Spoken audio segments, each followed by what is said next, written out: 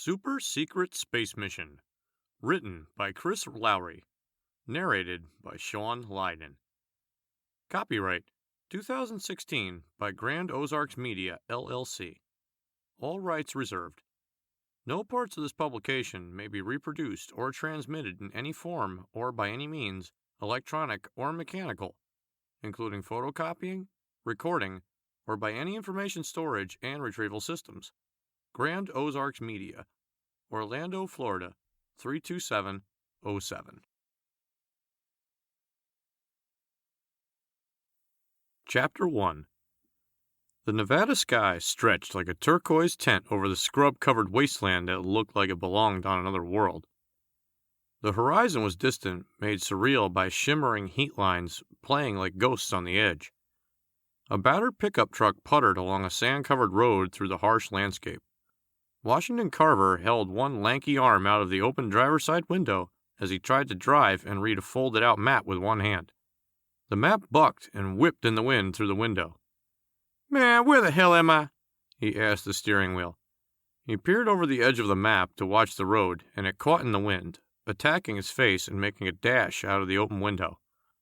Carver made a grab for it, but missed as it escaped and raced across the hardy scrubland. "Son of a bitch!" He watched the map race away and thought about stopping.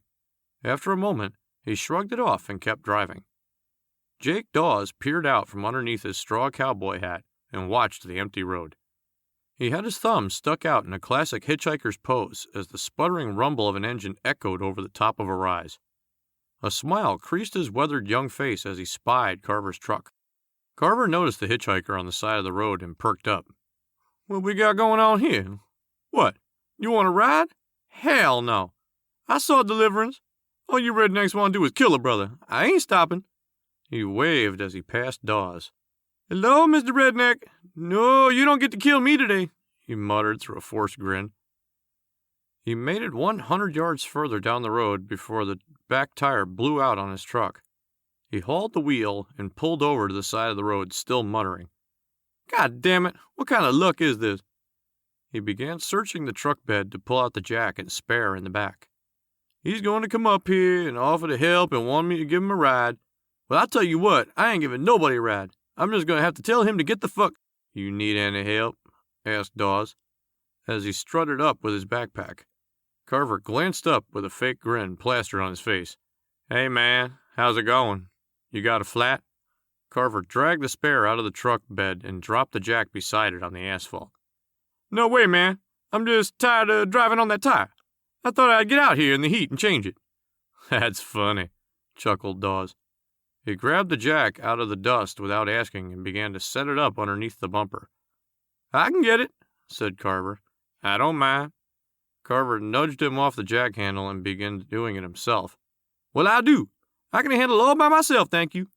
He adjusted the jack to a different spot and began to crank. The metal ripped half the bumper off the truck with a horrible screech. "Son of a bitch!" "It doesn't go there," said Dawes. "I can see that," Carver shot back. "Don't you think I can see that?"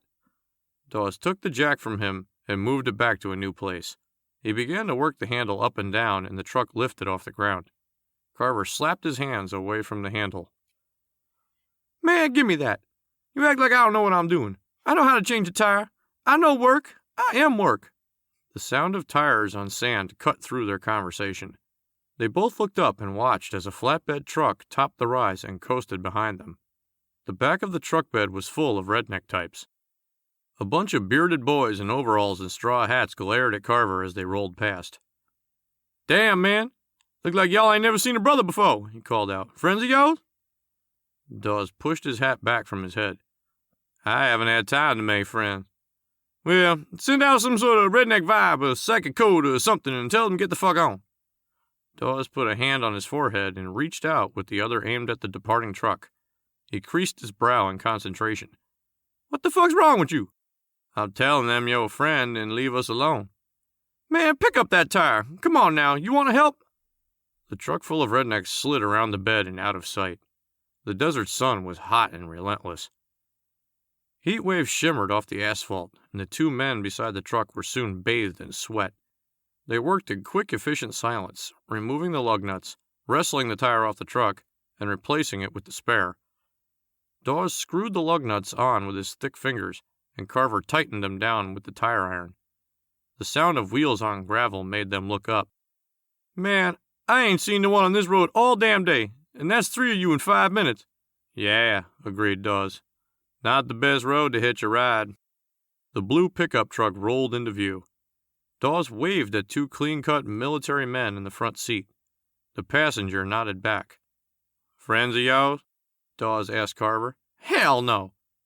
"You want to use your psychic code and tell them to move the fuck on?" Dawes smiled. "Fuck you, man," Carver grinned back. The soldier's truck rolled out of view and the 2 men went back to work. They didn't notice it disappear around a bend in the desert wash, or roll between a set of rocks that jutted on both sides of the road, casting shadows that stretched to the west. As the truck moved between the 2 rocks, the hillbillies from earlier popped up around the crags and crannies and opened fire with hunting rifles and shotguns. The soldiers danced and twitched as bullets ripped through the cab and punched into their bodies.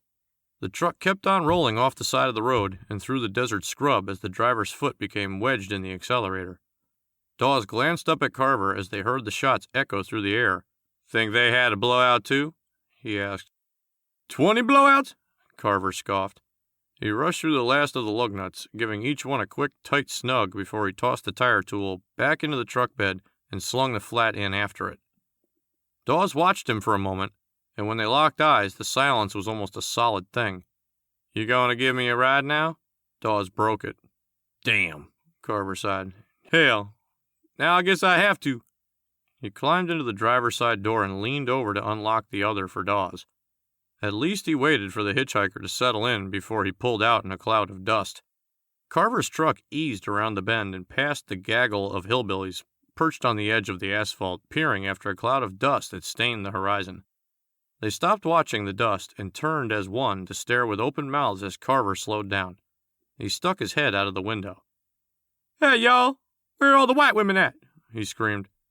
He stood on the accelerator and flew past them and ducked back in the truck laughing. "Think that was wise?" Dawes deadpanned. "Them? Nah, man, I'm just playing. They know that." Dawes settled into the passenger seat and tipped his hat low. A man used to 1,000 different seats in 1,000 different cars.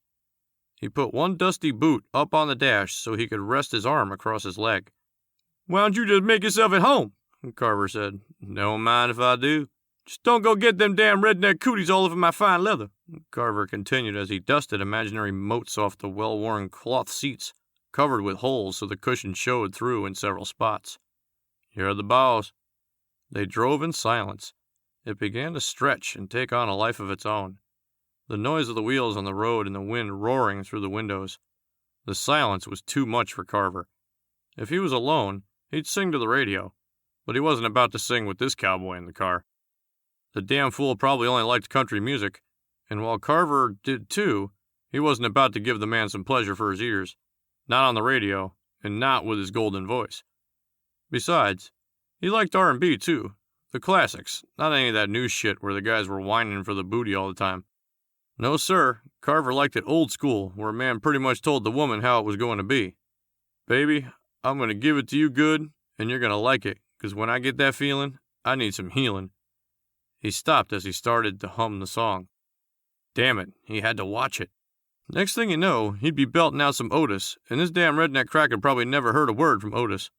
"You from around here?" he asked aloud. "Just passing through," the cowboy muttered. Trying to be tough, thought Carver. Seen too many damn Clint Eastwood movies, and here this fool was in his truck accepting a ride from him, and Carver was just trying to be a good neighbor, and the guy won't even talk. "You don't say much." "Are you from around here?" the passenger asked. "Do I look like I'm from around here? Do I look like I got a redneck? Am I missing my teeth?" Dawes lifted the brim of his hat and took a good look. "What the hell are you looking at?" Carver sniffed. "What do people around here look like?" "Shit, man, I don't know. People. Your people. What else they gonna look like?" Chapter 2. General Sam Houston glared at a holographic monitor in a control room buried deep inside a bunker. The windowless box was a wall of monitors on 3 sides with a glass entryway that led down a utilitarian concrete hall. If no expense had been spared on the control room, no expense was used on the bare walls and floor that led to it. Houston himself looked like he was chipped from concrete. A Marine before he re-enlisted in the Air Force and NASA, he maintained the stiff-jawed jarhead look on a face that could have been carved from stone. Thick brow, iron gray hair, and Ramrod's straight demeanor kept few from making fun of his name. Scarred knuckles spoke to the fate of those who did. The room was full of geeky technicians that scurried around checking the monitors and calculations with each other. 2 holographic projections occupied the general's attention. He glared at a representation of a 10-foot-tall humanoid with alligator skin and a lizard head. It was spiked, scaly, and hovered in malevolent silence over a holograph of one of the soldiers from the truck. The second projection was a VR map of the solar system that glowed with 8 planets, plus Pluto. Houston didn't give a damn what the eggheads decided. Pluto was a planet on his map. That's the way he liked it. He even had them include what was being referred to as Planet 9, or the Dark Planet. Even though astrophysicists only theorized its existence, Houston knew something was out there. He always suspected they weren't alone in the universe, and he prayed every night that life out there would never find them here. A civilization that mastered the complexities of interstellar travel could rule this planet in a matter of days, no matter how much Hollywood made people think that the pluckiness and ingenuity of the human race would win in the end. Houston admired that pluck. Hell, he even had it, or else they would all be rolling over to show their bellies to the dot beeping on the holograph. If they showed up, Earth as they knew it was over. Houston was a Marine at heart, and Marines fight for what they believe in. He wasn't about to show his belly to anyone, unless it was that green woman from Star Trek. She might get him to take his shirt off. "Where are they?" he barked to one of the scurrying techs. Chapter 3. "Hey!" Carver shouted over the roar of the wind through the open window. "You asleep?" Dawes tilted the brim of his battered cowboy hat up. "Not anymore." "You just got in here. How can you be asleep?" "The sound of the motor knocks me out every time." Carver moved his eyes from the long empty road to his passenger and back again. "Hey man, where you going?" "As far as you'll take me." "What's that supposed to mean?" "It means I'll know when I get there." Carver cut his eyes at the cowboy. "You some kind of drifter serial killer? You just roam the road back and forth across the country and kill people at rest stops? Is that your game?" "Something like that." "What kind of redneck talk is that?" Dawes reached down and began to unzip a pocket on his backpack. "You better not be reaching for a gun," Carver warned. "For all you know, I'm packing over here, too." Dawes glanced up at him, out of the corner of his eye, and gave him a grin. "Yeah? What are you packing? Lunch?" "Fuck you, man, and fuck your lunch. I could have a gun over here you don't even know." Dawes slid a Nalgene bottle of his pack and unscrewed the wide-mouthed top. "Lunch." He licked his lips. "That's something I haven't had in a long time." All right, no need to beg," Carver scoffed. "What you drinking?" Dawes took a gulp. "Kool-Aid. Want some?" "What? What did you say? You trying to say something? Black man only wants Kool-Aid?" "It's all I've got," said Dawes as he took another swallow and began to screw the top back on. "What flavor you got?" Carver sniffed. "Let me have some of that." Dawes reversed the top and passed the bottle to him. "Which side did you drink out of? I don't want to get no redneck germs in me. I might get sick. Want to play the banjo or some shit like that." "I had my shots." Carver took 3 big gulps of Kool-Aid and sighed in satisfaction. Dawes reached for the bottle, but Carver took 2 more swallows before passing it back almost empty. "Nice truck," said Dawes. "It's my cousin's." "Borrow it?" He tried to make small talk. "Nah, man, I stole it. What do you think? I left it at home?" "Sorry," Dawes said and settled back against the passenger door of the truck. They rode in silence, both staring through the windshield at the long road that stretched in front of them. Dawes began humming an old country tune under his breath. "What are you doing?" "Does that bother you?" "Hell yes, it bothers me.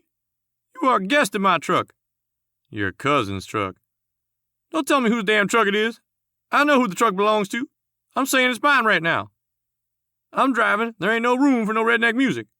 "It's country," said Dawes. "America's music." "I'm American, and it ain't my music." "You want me to be quiet?" "Hell yeah, I want you to be quiet. Unless you got more to drink, in which case you can say something. Something like, "Once more my drink." But if you ain't got that, then just sit there and be quiet. Okay.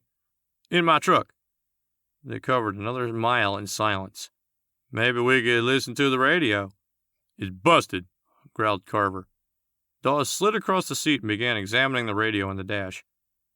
Let's just have a little look-see. He pulled out a nest of wires and began reconnecting them. I can rig this to work.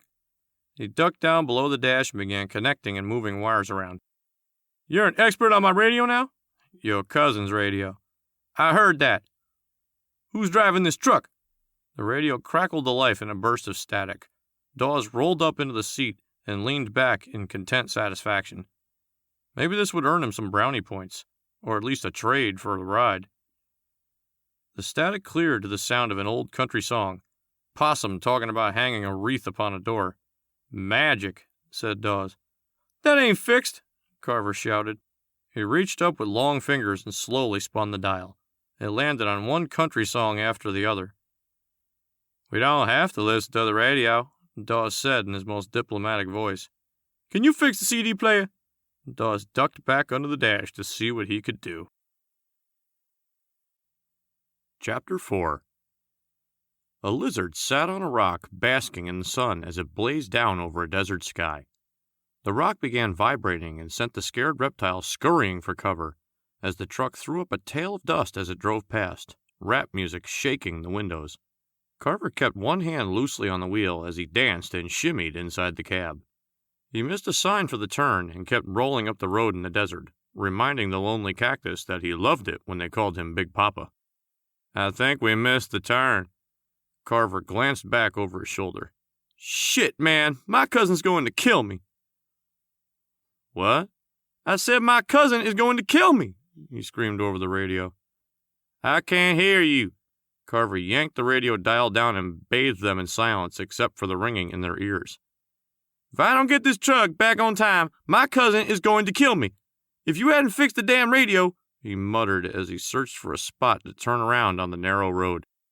The truck crested a small rise and Carver slammed on the brakes. The road ended at a security gate straddled by two guardhouses.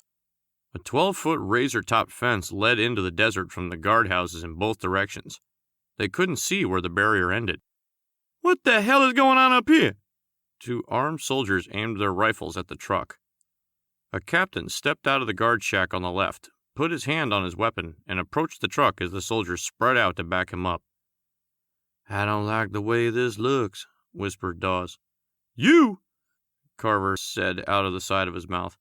It's a brother who should be worried in situations like this. They're soldiers, said Dawes, not cops. Tell them that. The captain approached the driver's side window and tapped with a thick knuckle. Carver rolled the window down and began explaining. Look, officer, I know what it looks like, but we just made a wrong turn. You're late, the captain yelled. Late! He made a motion and the two soldiers lowered their weapons. We've been waiting on you. I think... The captain opened the door and pulled Carver out of the truck. This is how it starts, the driver called to Dawes. One of the soldiers jerked Dawes' door open and yanked him out by the arm. Easy, partner, easy. Dawes and Carver tried to hold their hands up in surrender, but the soldiers moved in and hustled them toward a waiting Humvee beside the back of one of the guard shacks. We're short on time, the captain explained as he jumped in the passenger seat. A soldier slid behind the wheel and peeled out in a spray of dust and gravel. The captain turned back in his seat and shouted over the roar of the wind coming through the open doors and the radio the driver had blaring country music. We have a limited window to pull off this launch. Launch? What launch? Dawes shouted back. Lunch! We don't have time for lunch, the captain answered. You've got the wrong guys, Carver screamed. The Hummer dropped down a ramp that opened up in the desert floor and rolled into a gigantic, hollowed-out crater. The driver spun them around a circular road and swirled along the edge of the 1/4-mile deep hole in the ground. Metal floors were carved in the rock as they descended, busy workstations full of uniformed men and women that stopped and stared at the Humvee with its occupants. What are they looking at? Carver snapped. You, sir, said the captain. They're looking at you. What the fu... Carver almost got it out. Dawes glanced over to see what stopped him mid-sentence so he could remember how to do it later. Carver's eyes bugged out of his head as he stared out of the window. A sleek black space shuttle strapped to 3 booster rockets rested at the base of the crater. It was aimed at the blue desert sky above, covered with technicians who were prepping it. What the hell? Dawes gaped too. Isn't she a beauty? The captain motioned through the window. Completely automated too. You won't have to do a thing to fly her. They modified the shell with a titanium alloy so it would scramble their radar signals. Whose radar signals? The Hummer slid to a stop in front of a low hangar that stretched to the crater wall. Listen, man, Carver began. Captain. What? Address me as captain. Address me as emperor, motherfucker. I'm trying to tell you that you got the wrong guys. You're telling me, said the captain as he jumped out and cracked open the back door. I don't know what they're training you punks, but respect the rank, not the man. Respect? Carver sputtered. 3 technicians broke away from the hangar and pulled him out of the Humvee and hustled him behind a plastic-sheeted station. Carver glanced around, searching for Dawes, for anyone who would listen, but his former passenger was having trouble of his own as 3 more techs wrestled him into the room with Carver. Wait! Carver protested. Wait a goddamn minute! A tech with a bobbed haircut shoved a thermometer in his mouth as a second tech stripped him out of his clothes and a third slipped his arm into a blood pressure cuff. I want to know what the hell's going on! Hey! A 4th tech leaned him forward and slipped the thermometer into a lower orifice. I'm going to kick your ass, Carver threatened. What's your name? What's his name? The techs ignored him as they strapped him into a form-fitting spacesuit. The design was made especially for this mission, and it fit him like a glove. When one tech was finished with their task, they pushed him 1 step further down a line to the next duty. It was too fast, too precise. Carver couldn't even struggle against them. They spun him around to face a pretty female tech. Hey, baby girl, he said in his smoothest jazz voice. She smirked and dropped to her knees in front of him. She reached into the crotch of his suit to manipulate him into a waste receptacle. That's what I'm talking about. Carver rolled his eyes back in his head and enjoyed it. It didn't last long. The tech stood up and snapped off her surgical glove. What's your name, girl? They kept moving him down the line. I'm going to see you when this is over, Rat. What's your number? Hey, man, what's her number? Chapter 5. The line ended in a bare, sterile room. A door opened and Carver was pushed inside by the last tech in the line. The door hissed closed behind him. He barely had time to look around at the nothing that adorned the walls when a second panel slid open. Dawes staggered through and it shut behind him. He wore a matching black spacesuit just like Carver's and stared at him before looking down at himself. Cool, he breathed. Man, this is not cool. Did you know about this? Hell no, I didn't know about this. What kind of... Hey! He jumped with a little shriek as the wall behind them slid back to reveal an elevator. Houston glared at them, flanked by 3 staff members. Get in here, now, he ordered in a soft, low voice. Dawes and Carver were so intimidated by him they did. They moved into the elevator in the small space the staff members made for them. The small box was big, but the group was clumped together around the general. Dawes caught Carver's eye and motioned with his head to the back of the commander's. Carver shook his head no. Dawes made a more impassioned plea, this time adding wide eyes to the nod for more emphasis. Carver set his jaw and shook his head again. Dawes sighed and grunted. You want to tell us what's going on? He addressed the general. Sir, the Iron Man corrected. If we had time for a proper briefing, I'd teach you what these stars mean, Colonel. You will address me as Sir. I earned it. Yes, sir, Dawes cowered. General, specific. I don't give a fuck, Carver began. Sir, he said off the general's glare. I just want to know what the hell is going on. You were late. Wait a minute. I don't think we are who you think we are. You're damn sure not what I expected. Yeah, Dawes broke in. I think this is just one big misunderstanding. The general rounded on them in the tight grouping in the elevator. The 2 men tried to back up, but their path was blocked by the staffers. Listen up, you numbnuts. The general's low voice sent shivers down their spines. "I do not misunderstand. You do not think. I will think for you. This is your assignment." Houston took a deep breath, his red face growing darker. "Rendezvous with the Lucas. Determine the status of the crew and capabilities of the hostile alien force that has captured our ship. I don't want to hear another word. You were picked and trained for this mission. God knows who chose you, because I sure as hell wouldn't have.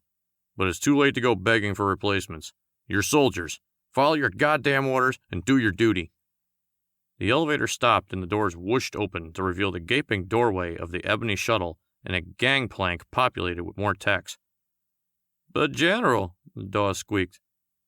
A tech slammed a helmet on his head and sealed it shut, snapping off his protest.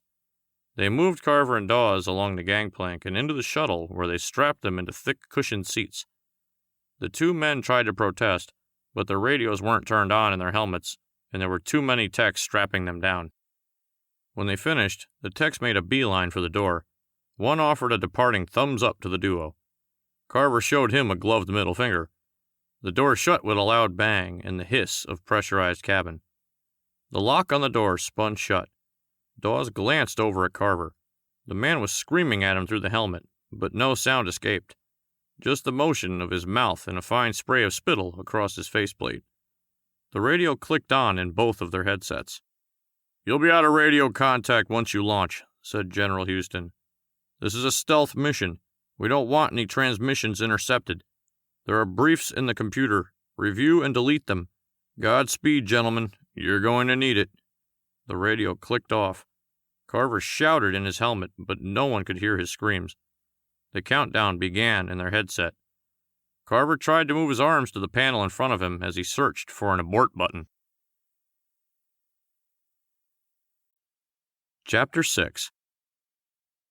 A Humvee raced from the guard shack with two stone-eyed MPs in the driver and passenger seat. Behind them, the corpses of the two super soldiers bounced stiffly as they raced across the compound. They hit the ramp and caught air as they rocketed towards the control room. Techs scattered out of their way. The Humvee slid to a stop as the countdown reached 10. The voice on the speaker echoed through the cavernous space. The driver jumped out and raced for the room. He pounded up the stairs and reached the two guards who covered the door. 5. The panels slid apart and the driver rushed across the room toward the general. 4. "Sir, we have a problem," said the driver and leaned in to whisper. 3. "Dear God," Houston blanched. 2. "Abort," he shouted. "Abort!" 1. "Initiate liftoff!" The tech's voice echoed through the compound. The rockets around the shuttle belched fire as the black shuttle slowly lifted out of the crater. "Abort! Abort!" screamed the general. He watched the shuttle trail fire through the clear desert sky as it shot for atmosphere. "Get them back here!" he ordered a tech. The terrified tech cowered under the general's glare. "We can't, sir. Everything is on automatic until they dock with the Lucas." Houston watched the monitor in horror. One of his staff members stepped up next to him. "Sir?" "What have we done?" the general asked the screen. Chapter 7. Carver was shoved back into the deep cushions of the launch seat as 9,000 pounds of rocket fuel shot them through the atmosphere. He tried to scream, but the giant fist that pressed down on his chest wouldn't let him catch a breath. All he could do was keep his mouth open and be ready for when he could breathe, when he could scream. 30 seconds of torture before the rockets detached and propelled the black shuttle through the higher reaches of the upper atmosphere. When he could finally scream, he draws a wonderful deep breath, but it felt so good he sighed it out and drew another. He used that one to scream. Dawes stared out of the view screen in open mouth, wonder at the cool darkness of space. A tiny million pinpricks of starlight twinkling in the distance. Carver yelled at him, but Dawes was so entranced he couldn't hear him. Or he just ignored the man. Carver reached over and swatted him in the arm to get his attention.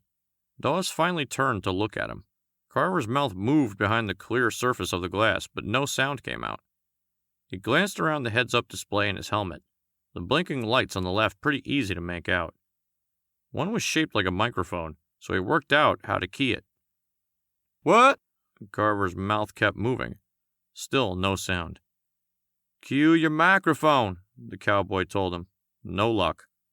Carver cussed up a storm by the looks of the lip reading. He couldn't make out every word, but every other word his lips formed the letter F, so Dawes was pretty sure he knew what he was saying. After a minute, Dawes pointed on the side of his helmet. He was in zero gravity and took a moment to wonder at how light his arm felt, how it moved in space. He remembered Carver before he got too lost in the amazing situation he found himself in, and motioned to the microphone display. Carver screamed. Nothing. Dawes blew out his lips in a frustrated sound. He glanced around the cockpit and saw a black felt dry erase marker attached to a whiteboard with Velcro. He eased forward to grab it, popped the cap, and scribbled on Carver's faceplate so he can read it from the inside. Cue Mike, with an arrow pointing to the heads-up display. Carver spied the icon and chinned it. "Can you hear me now?" Dawes asked. "Don't you ever draw on my face again, boy. Man, what the hell were you thinking? Get this shit off me." Dawes capped the marker and let it go to float in the cockpit. "Sorry," he shrugged. He reached up with a gloved hand and smeared the ink all over the faceplate. "Look out! You're smudging it! Get out of here! Let me do it!" He batted Dawes' hand away. "Have you figured out what's going on?" Dawes asked as his gaze was drawn back out through the view screen. "We've been shanghaied, man. Abducted. I read about this shit online. My mama told me not to drive through the desert by myself. Aliens get you that way." "They didn't look like aliens," Dawes offered. "Shut up, man. What do you know? That's what they want you to think. They zap you with their mind rays and you see what they want you to see." "They didn't zap my mind," Dawes sulked. "How do you know?" "I think I would have felt it." "Man, you don't know nothing. If they zapped your mind, they would have made you think you ain't been zapped. Think, man. You gotta think." Dawes nodded as he tried to wrap his mind around being abducted and zapped by aliens posing as people. Then a new thought popped in. "What if they didn't zap you to make you think you were zapped?" "What?" Carver shouted. "Man, shut up." Dawes was wishing he hadn't shown Carver where the radio mic was in his helmet, but he kept that to himself. It was really nice in outer space if he could block on the whining and mutterings of his companion. He settled back into the thick cushioned seat and wished he had his cowboy hat. It had been with him for years, covered thousands of miles, kept the rain off his face, and gave him shade when the sun was too bright. He wouldn't admit it to too many people, but that hat was kind of like a security blanket, and even though space was beautiful, he was also scared about what was going on. He didn't need it or anything, like a kid needs their blankie to go to sleep, but it sure would be nice to have it around. He wondered if the techs were taking care of it. "Sure is pretty up here," he said when Carver finally stopped talking. Dawes reached up and fumbled with the fasteners on his helmet. "What are you doing?" "Taking my helmet off." "Did you see that movie? Your head is going to explode." Dawes reached up and tapped a digital readout where it should be on Carver's faceplate. It showed cabin pressure. "We should be all right." "If your head pops, I ain't cleaning it up." Dawes pulled his helmet off and took a deep breath. Carver had his eyes squeezed shut just in case while he waited to feel a spray of goop across his spacesuit. He cracked open one eye and relaxed in relief. Dawes was busy running his fingers over the control panel, hovering over the buttons without pressing any of them. Carver struggled with his helmet and finally got it off. He set it on the cushion next to him and watched it drift up. "How long we gonna be up here?" 4 hours, Dawes answered. 4 hours? He stuttered. "How do you know?" Dawes tapped a digital timer that counted down from 3 minutes and 20 seconds. "Damn, man. 4 hours up here and we don't know what the hell we're getting into." Dawes hummed the same country song from the truck under his breath as he continued to study the panel layout. "Hell no, man. Hell no," said Carver. "This isn't your cousin's truck," Dawes reminded him. He sang louder as Carver sank into the cushioned seat and tried to bury his head in his arms to block out the sound. Chapter 8. The silence came back when Dawes got tired of teasing Carver. The automated systems in the shuttle meant they didn't have to do anything, but the lack of training and preparation meant they didn't know where to look for food or water or anything. Neither man wanted to touch anything on the off chance that it would open a door and shoot them out into the vast vacuum of space. So they sat in silence, watching the starlight sprinkle through the view screen. Dawes dozed, but it was restless sleep without his hat. Carver was bored. Bored with the silence, bored with space, bored with his partner. But mostly, he was bored with being alone.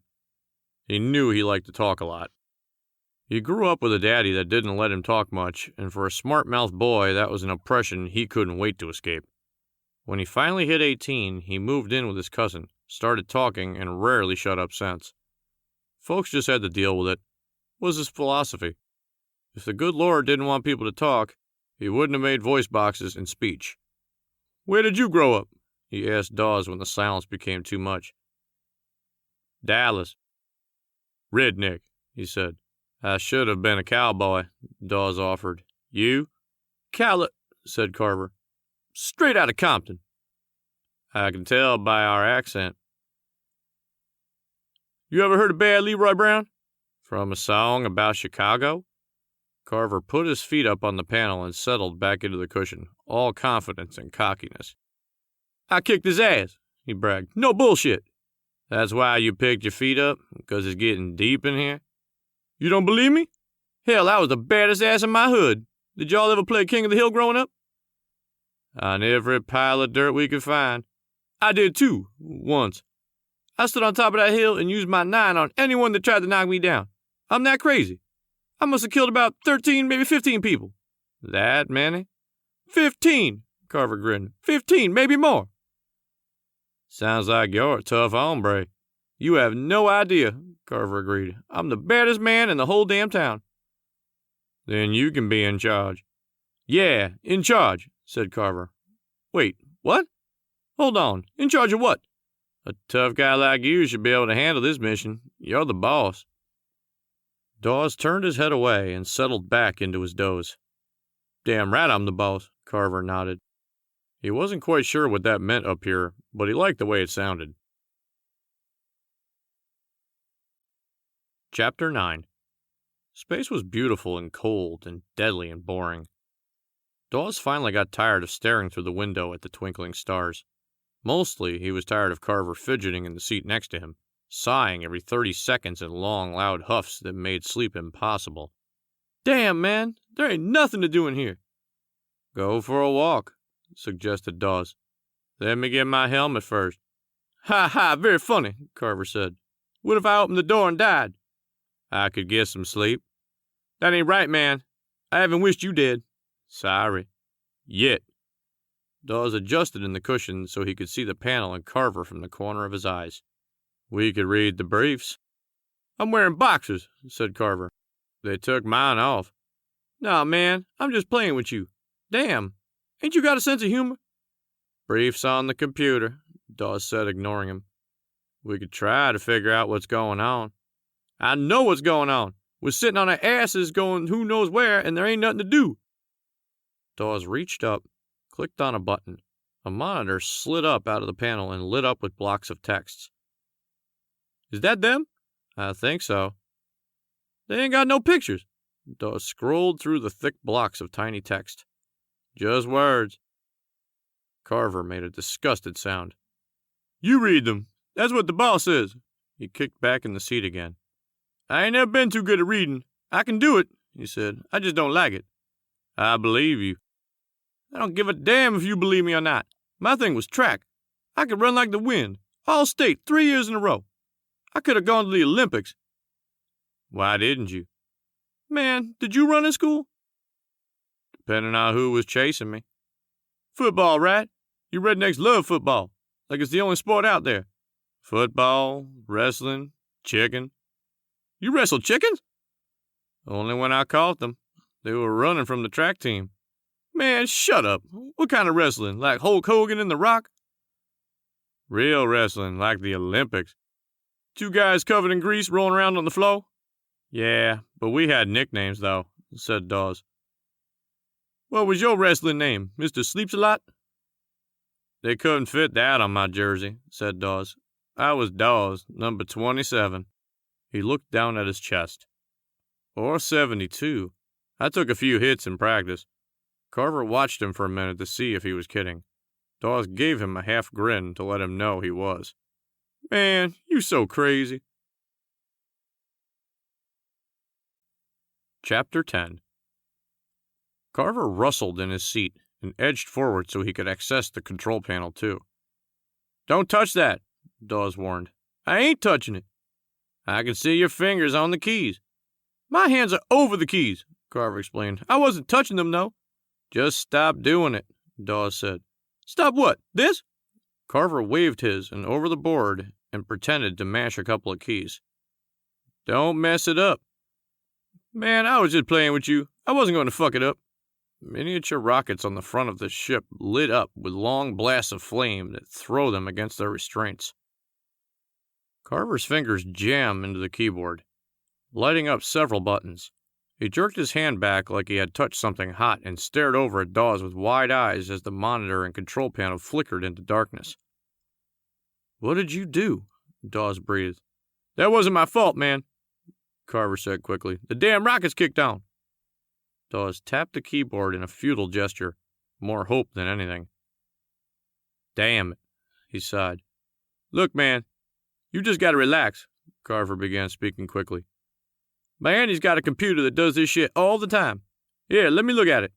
He leaned up to the monitor and punched the side of the screen. It flickered and the lights came back up. See there? It's all in the wrist. What did you do? Dawes asked with a crease between his eyebrows. I fixed it. It was broke. Now it's fixed. It's different, said Dawes. It ain't different. Carver trailed off. The blocks of text were replaced by a blue screen that was blank. Course it's different, Carver shrugged. I gave it an upgrade. I think it's worse, said Dawes as he glanced around the cabin of the shuttle.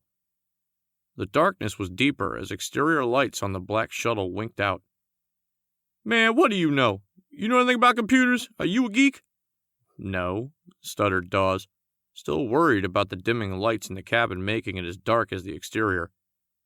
He reached for his helmet without looking, wanting it close at hand on a just-in-case basis. I didn't think so, said Carver. This is a perfectly natural thing that's going on right here. This is what it is supposed to look like. The shuttle engine whined as the body started shaking. The interior lights flickered with a surge of power and shut off, bathing them in complete darkness. Is this perfectly natural? Yeah, Carver stuttered. Yeah. Everybody knows you can't drive a car at night with the lights on inside. You can't see. Now it's better because we can see outside. What do you see? Carver peered through the view screen into the quiet vacuum of space. Nothing. Do our headlights work? He asked after a few moments. I don't think we have headlights. Headlight, spotlight, nightlight, whatever the hell you want to call it. Look around and tell me if they got a switch for some outside lights. Dawes clicked on the heads-up display in his helmet and washed the control panel with meager light from the inside. Ha! Carver shouted in triumph and pressed a button. A spotlight on the nose cone of the shuttle lit up and pierced the blackness of space. It splashed over a dark hull of an enormous ship that filled the view screen as it barreled toward them. Is that what you want? Dawes whimpered. Carver scrambled for the switch. How do you turn it off? Outside of the shuttle, the spotlight played across the sleek hull of the ship. It slid across a name, Lucas, painted in giant black block letters larger than the shuttle. The light moved up the dark ship, floating like a derelict in space.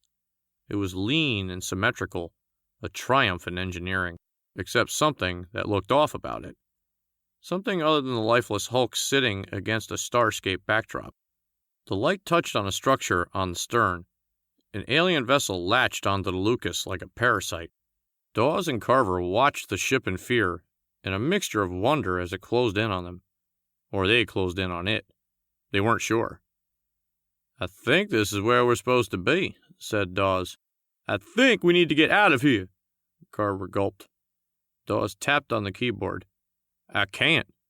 The Lucas loomed closer, blotting out the stars. Come on, man, do something. Dawes punched the keyboard, trying different combinations. Nothing happened except the Lucas crawling closer each second. You do something. Carver leaned up and slugged the monitor. The whine of the engine changed as the shuttle slowly rolled over and began flying upside down. Do something different, Dawes shouted. The shuttle kept rolling in a tight spiral as it lined up with a docking clamp. It latched onto the larger ship with a tight metallic clank. The monitor flickered to life and showed the systems of the shuttle powering down one by one until all that was left was a faint golden glow from the screen. It bathed the faces of Dawes and Carver as they sat in the cockpit and wondered what was going to happen next. What now?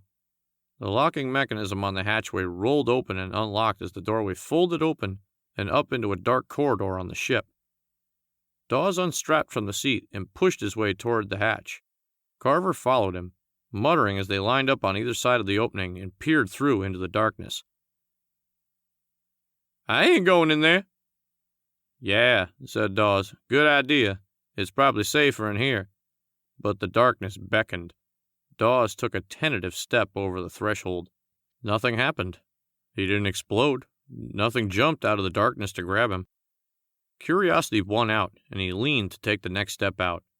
Carver grabbed him by the suit and dragged him back in. It's all true, right? Everything that man said?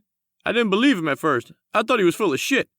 Even when we were floating through space, I still thought it. No way. Right, man. But he's right. There's a big-ass ship, and it's got another ship on it. And that means there are aliens in there, and we're supposed to fight them, and I don't want to fight, because I ain't really good at it, and I don't really want to do it. Dawes slapped him. Carver grabbed his lapels and yanked him nose to nose. Fool, Carver shouted. You trying to get yourself killed? There it is. Dawes smiled and clapped him on the shoulders. That's what I'm talking about. All right then, said Carver as he regained his composure, shrugging off the slap with a view askance at the cowboy. We good? Yeah, man. Just don't be slapping me and shit. That gets me pissed. And trust me, you won't like me when I'm pissed. Like Leroy Brown? You're starting to piss me off. Am I? Asked Dawes. Good. 'Cause you know those aliens? Yeah. Do you think they heard us land? What do I look like, 411? If they heard us land, do you think they would come to check it out? Shit, Carver exhaled. It's easier to hide out there. Dawes pointed to the dark interior. It's a big ship, lots of little places. He pointed to the shuttle. Here, little ship, there, big ship, little ship. Carver glanced back into the tight confines of the shuttle and then out into the dark expanse of the corridor. I ain't staying in here. Dawes started out into the corridor. Carver brought him up short again. What? Carver pointed to a glass-sheathed cabinet with a plasma rifle resting inside. It was made from a metal alloy, lightweight and fully charged, according to the light meter on the battery pack. It looked like water guns designed by a mad scientist. A scientist who was really mad at aliens trying to invade Earth. You think we ought to take that? Carver asked. Chapter 11. Two figures shuffled up the dark corridor as they searched for the interior of the ship. The smooth walls are slick and unadorned, hiding a network of pipes, wires, and cables. A giant letter F was painted at an intersection of corridors. This is surprisingly big for a spaceship, Dawes whispered. What the hell did you expect? A fucking cruise ship? Yeah, exactly. Dawes nodded as they crossed into a new corridor and kept following the low-level LED lights in the floor every dozen meters. I expected something built like we built ships for the Navy or a submarine, you know. Tight quarters, cramped, mostly engine and ammunition. This is huge. Don't you remember what we saw outside? This mother is huge. Carver's hand gripped the arm of Dawes' spacesuit, partially not to get lost and partially because he was the one with the rifle. If something comes out of the dark at them, Dawes would shoot it. He would also be the one the aliens would eat while Carver took off for the shuttle, but he didn't share that information with his partner. What are we looking for? He asked. I think he said find the crew. You think this ship can talk? Like on that TV show, Star Trek? Dawes stopped. Carver bumped up against the back of him. Damn it, man. Warn a brother when you do that. Dawes holds up his hand as he attempted to listen to the silence that echoed down the corridor. What? Shh. Don't shush me, motherfucker, Carver said. I know how to be quiet. You want those aliens to find us? I'm starting to think there ain't no aliens. We've been walking up and down this goddamn ship for half an hour and we ain't seen nothing. They probably just made them up. Yeah, you're probably right. Dawes barely paid attention to Carver, just letting him talk. Of course I'm right, the man continued. If there was aliens taking over this ship, don't you think they would have found us by now? Come out of somewhere and try to kill us or something? Dawes felt keyed up. Something in the air, maybe. He couldn't be sure. On Earth, he could feel when something was off, like being picked up while hitching by someone who wanted a favor in return. Sometimes it was a blowjob they asked for, or, one time, help in burying a dead body in a field. But whenever he felt that instinct kick in, he knew it was time to get gone. He just wished the feeling came sooner so he didn't have to deal with the requests. But it had saved him before. He opened a Buick door in Tulsa once and got the heebie-jeebies. The middle-aged man behind the wheel looked like an accountant and smiled like the Pope. Dawes changed his mind, walked away, and found out the guy was the notorious I-40 killer responsible for hundreds of deaths along the corridor. His gut was kicking up right now. Any moment an alien would pop out of the woodwork and try to eat them. Or shoot them. Though technically it was metalwork, and he did have a rifle, so there was that. It makes sense, he told Carver just to humor him. If we go to where the crew sleeps, I bet we find them all sleeping or something. Do you smell that? He sniffed the air with the tip of his nose, and Dawes did the same. He did smell something. I smell something. Smells like moonshine. My granddaddy used to make moonshine in the backyard. See, I know what happened up here. Someone done made some hooch. Some space hooch, and they're all drunk and passed out on the floor. We just gotta go find them. I think it's this way. Dawes led him up the corridor. He took a dozen steps and turned around. Carver stood there, watching him walk away. Go on, Carver said.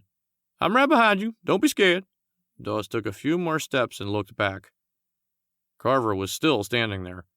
He waved him forward with a desperate motion, and the man finally started following him. Chapter 12. 6 aliens stood on the bridge of the Lucas and studied the unfamiliar setup. One alien was on his back, head and hands in an open panel as he worked through the wiring, trying to determine how it was configured. Another of the aliens towered over the others. His alligator scales were rough and textured, painted with chieftain markings that designated him overlord of this scouting party. They called him Budge, though his name was longer in their native tongue, a clicking, hissing sound that grated on the human ear. Budge watched the alien work at engineering the ship to their specifications while 2 lower guards clicked and clattered behind him. He tired of their banter and reached out to slap both on the back of the head. They growled at him, and Budge drew himself to his full height, easily a head taller than the 9-foot guards. They bowed and shuffled off to the bridge. Budge turned to the captain's chair in the middle of the view screen and ran one of his claws along the cushion. He settled his humanoid body into the seat and gargled in satisfaction. He coughed an order to the others as the engineer made a victorious yelp. Lights flickered on the bridge, bathing the aliens in a strobe effect. Budge roared. Chapter 13. Lights flickered in the corridor in a strobing yellow gloom. Carver scooted up to Dawes. Hey man, I gotta get out of this suit. Dawes concentrated on the corridor in front of them. The strobe lights were making it hard to distinguish anything, and his gut was screaming at him. I think we keep the suits on, he whispered. No, you don't understand, said Carver. I gotta use the bathroom. Dawes stopped. Was that why his gut was screaming too? He took a moment to access, but no, he was empty. I think the suit is set up for that, he told Carver. What do you mean? I gotta go boo-boo. You want me to boo-boo in my suit? I can't do that. I've got to take it off. We don't have time, said Dawes. He sneaked further up the corridor. Carver hustled to catch up. Sneaking was difficult since he was having trouble walking. We gotta make time. I'm going to start having some serious problems in about a minute, and let me tell you, if I've got a problem, you're going to have a problem." "How is it my problem?" Dawes asked. "Because I'm going to make it your problem." Dawes stopped and turned on him. "Look, partner, what are you going to do? You going to shit in my suit?" Carver stepped in closer, almost touched Dawes' nose with his own, the classic schoolyard standoff. "I might kick the shit right out of you," he said in his best tough guy voice. "How would you feel about that?" "Shitty." Dawes cracked a smile. "Ha ha, very funny, motherfucker. Now help a brother find a bathroom." He pushed past Dawes, shoved him with one shoulder as he took the lead down the corridor, his eyes scanning for any sign that they were near a toilet. "Why don't they put signs on this fucking ship?" he groaned. "Hey, Carver," Dawes called from several steps back. "What?" he fidgeted. "Why do you take the whole suit off?" "What? Shut up. I mean, most guys would just bunch it up around the ankles. That's what I do." Carver was dancing up the corridor in a stiff-legged walk that minimized movement below his waist. One hand gripped the front of his suit, the other held out for balance. "'Cause, man, I just can't." "Can't what?" "I can't use the bathroom with my clothes on," he called back over his shoulder. "I gotta take them all off. Been like that since I was a kid." Dawes skipped to catch up. The peg-leg walk looked funny, but it was like Carver was speed-walking, and he covered ground fast. "I bet you were Mr. Popular in the boys' room at school." "Fuck you, the men's room." "Did anyone ever steal your pants?" "Don't you understand? Shut up, man. I'm trying to concentrate here. Want me to spell it for you?" "Concentrate or shut up?" "Fuck you, man." Carver's voice pitched up 2 octaves as his head flicked back and forth searching. Chapter 14. Dawes leaned against the metal corridor wall and checked his wrist for an absent watch. He pushed off to pace back and forth and settled back against the wall again. His lip curled in disgust. "Carver, turn on the vent," he called out. "How do you flush this thing?" Carver called out from behind a wall panel.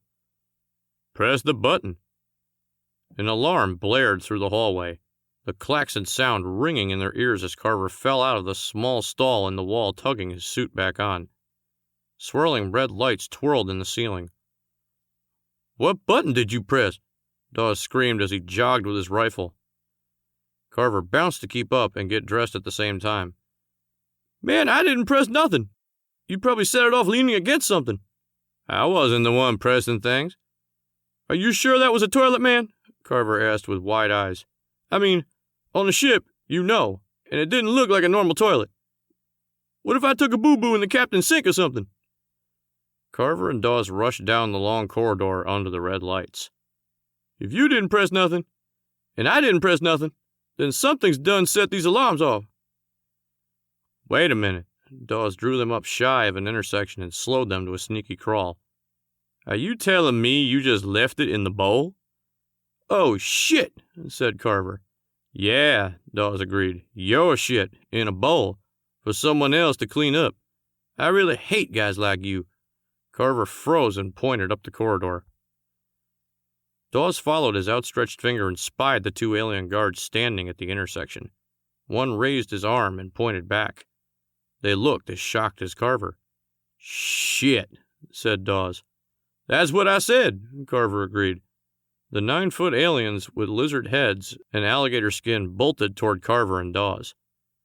The 2 men turned tail and ran. The aliens' longer legs made them faster as they closed the distance between them. "What the hell, man?" Carver screamed. "I think that's why we're here," Dawes shouted. They hit another intersection. Carver slid into a turn going left. Dawes hit the wall and bounced off, juggling the gun and keeping up. Carver reached another intersection marked M and took the corner at speed. He collided into 2 more aliens, and the 3 went down in a tumble of arms, elbows, and knees. Carver screamed, and the aliens screeched. Dawes took his corner better than the last one.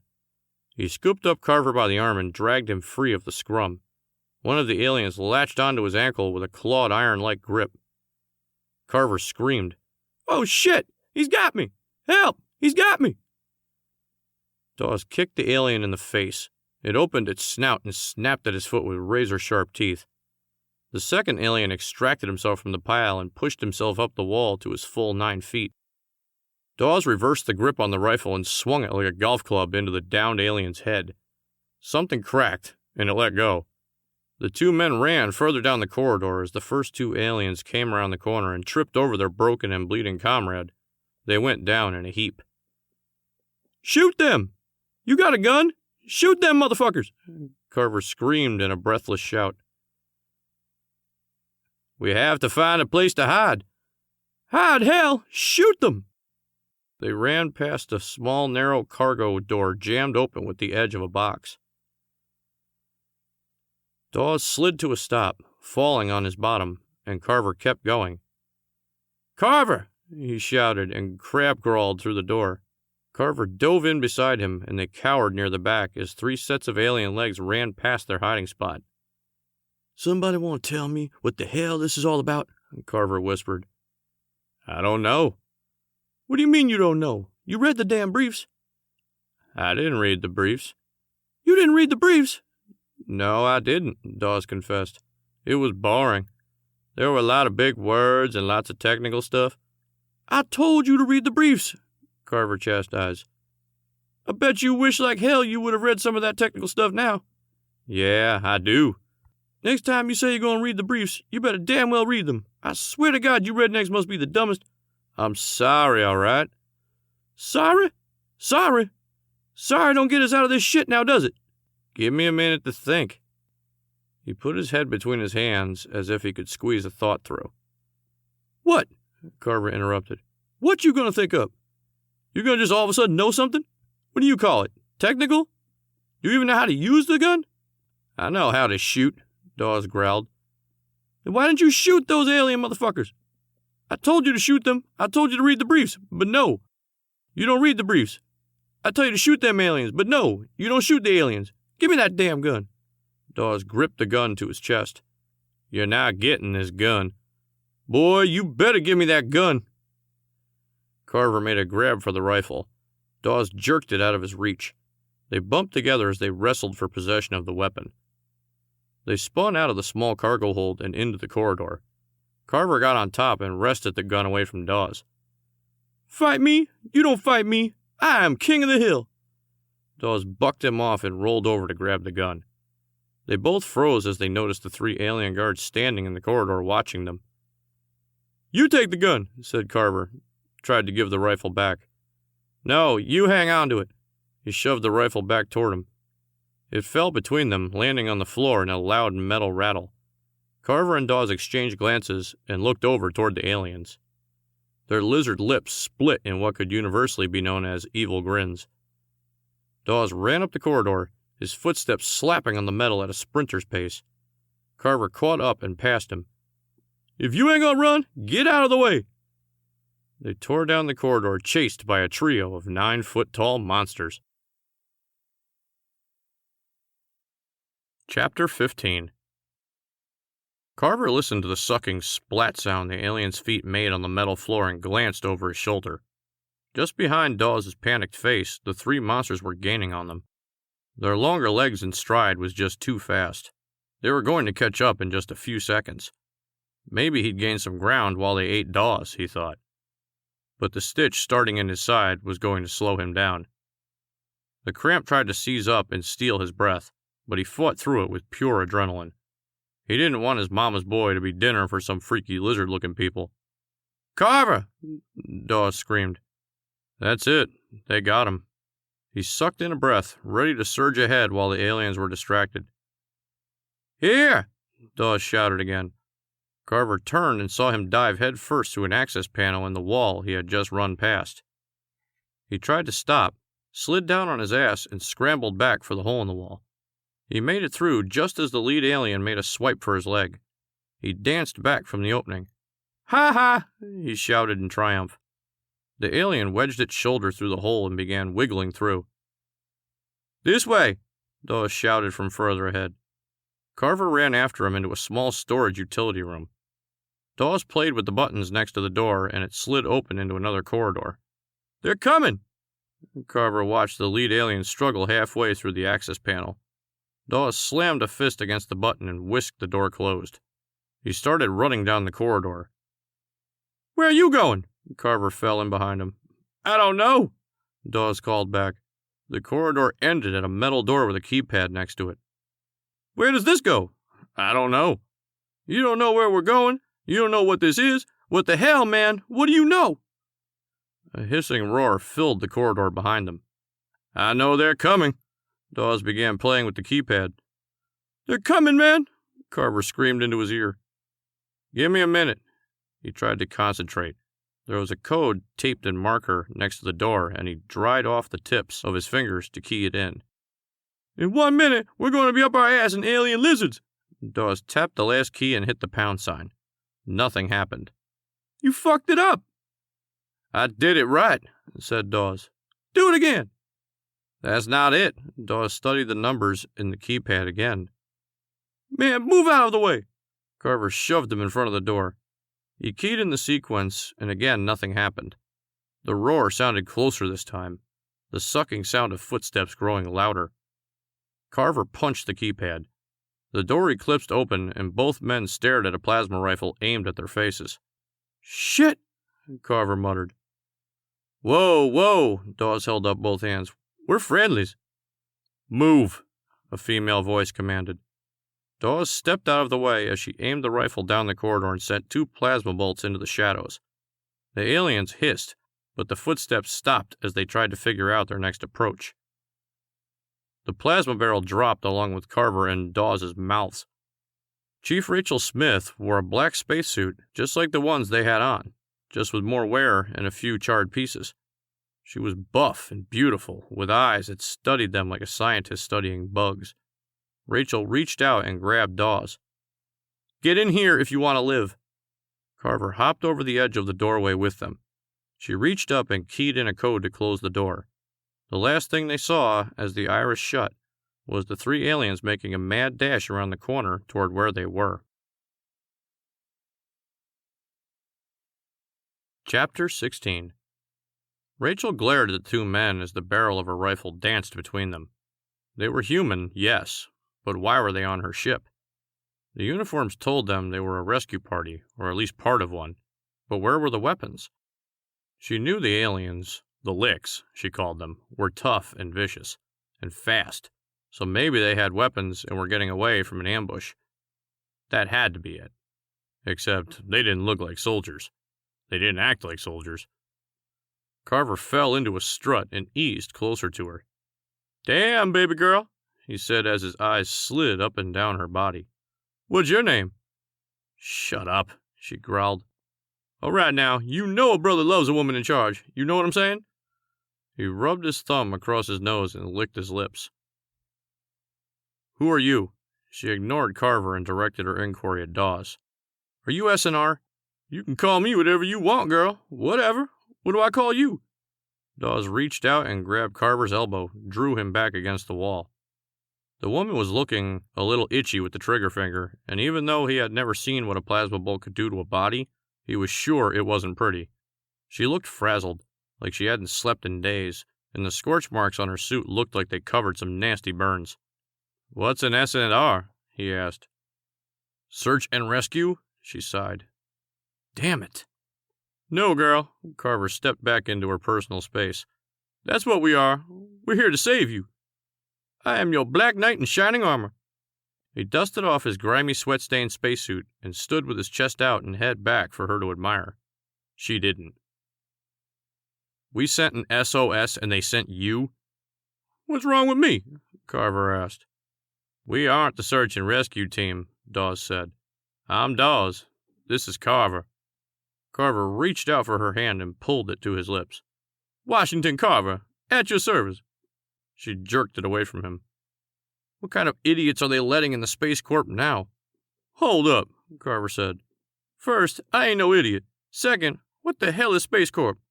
He turned to Dawes. "You know about Space Corp, cowboy?" Dawes shook his head, still watching Rachel and the rifle that she hadn't dropped from their direction. "All right, beautiful. Why don't you tell us all about Space Corp? Is this some super-secret space mission shit?" "That's exactly what it is." Carver blinked. "Well, all right then." "Look," said Dawes. "Do we need to get out of here?" Go hide or something? Those things are probably looking for a way through even as we speak." Rachel snapped out of it. The appearance of the two men threw her off, but he was right. The Licks would be trying to find a way around, and even though they didn't know the Lucas, they were adept at adapting. They would be on their way. "Follow me," she told them and led them down the corridor. They fell in step behind her, Dawes hefting the rifle and trying to carry it like her. She looked like she had more experience with it than he did. "Are you part of the crew?" he asked. "No, I'm one of them," she snapped. "I like her," said Carver. They marched along the metal floor for several minutes. "What are those, them?" Dawes asked. "Licks," she said. "That's what I call them." "Licks, huh?" Carver purred. "That sounds like you got something on your mind, girl." "It's from their tongue." "I bet it is." "The way they lick their snouts." "I bet you like to lick a snout good, don't you?" Rachel rounded on him and shoved the plasma rifle into his face. "Do you know the kind of week I've had?" Carver licked his lips as he stared down the barrel of the rifle. "A bad one?" he squeaked. "Hold on now, hold on." Dawes took a couple of steps away. "We're all on the same team here." "Shoot her, man," said Carver. "This bitch is crazy." The whine of the plasma rifle ratcheted up a level as her finger tightened on the trigger. "If you're not here as the solution, then you're my problem," she said in a tight voice. Her wild eyes flickered in the soft LEDs of the ship, highlighting the soft purple bags underneath them and making her face look like a skull. "I'm not going to shoot her," said Dawes in a slow drawl. "Nobody's going to shoot nobody. Got it?" His voice was calm, even though his sweaty palms could barely hold on to the rifle grip.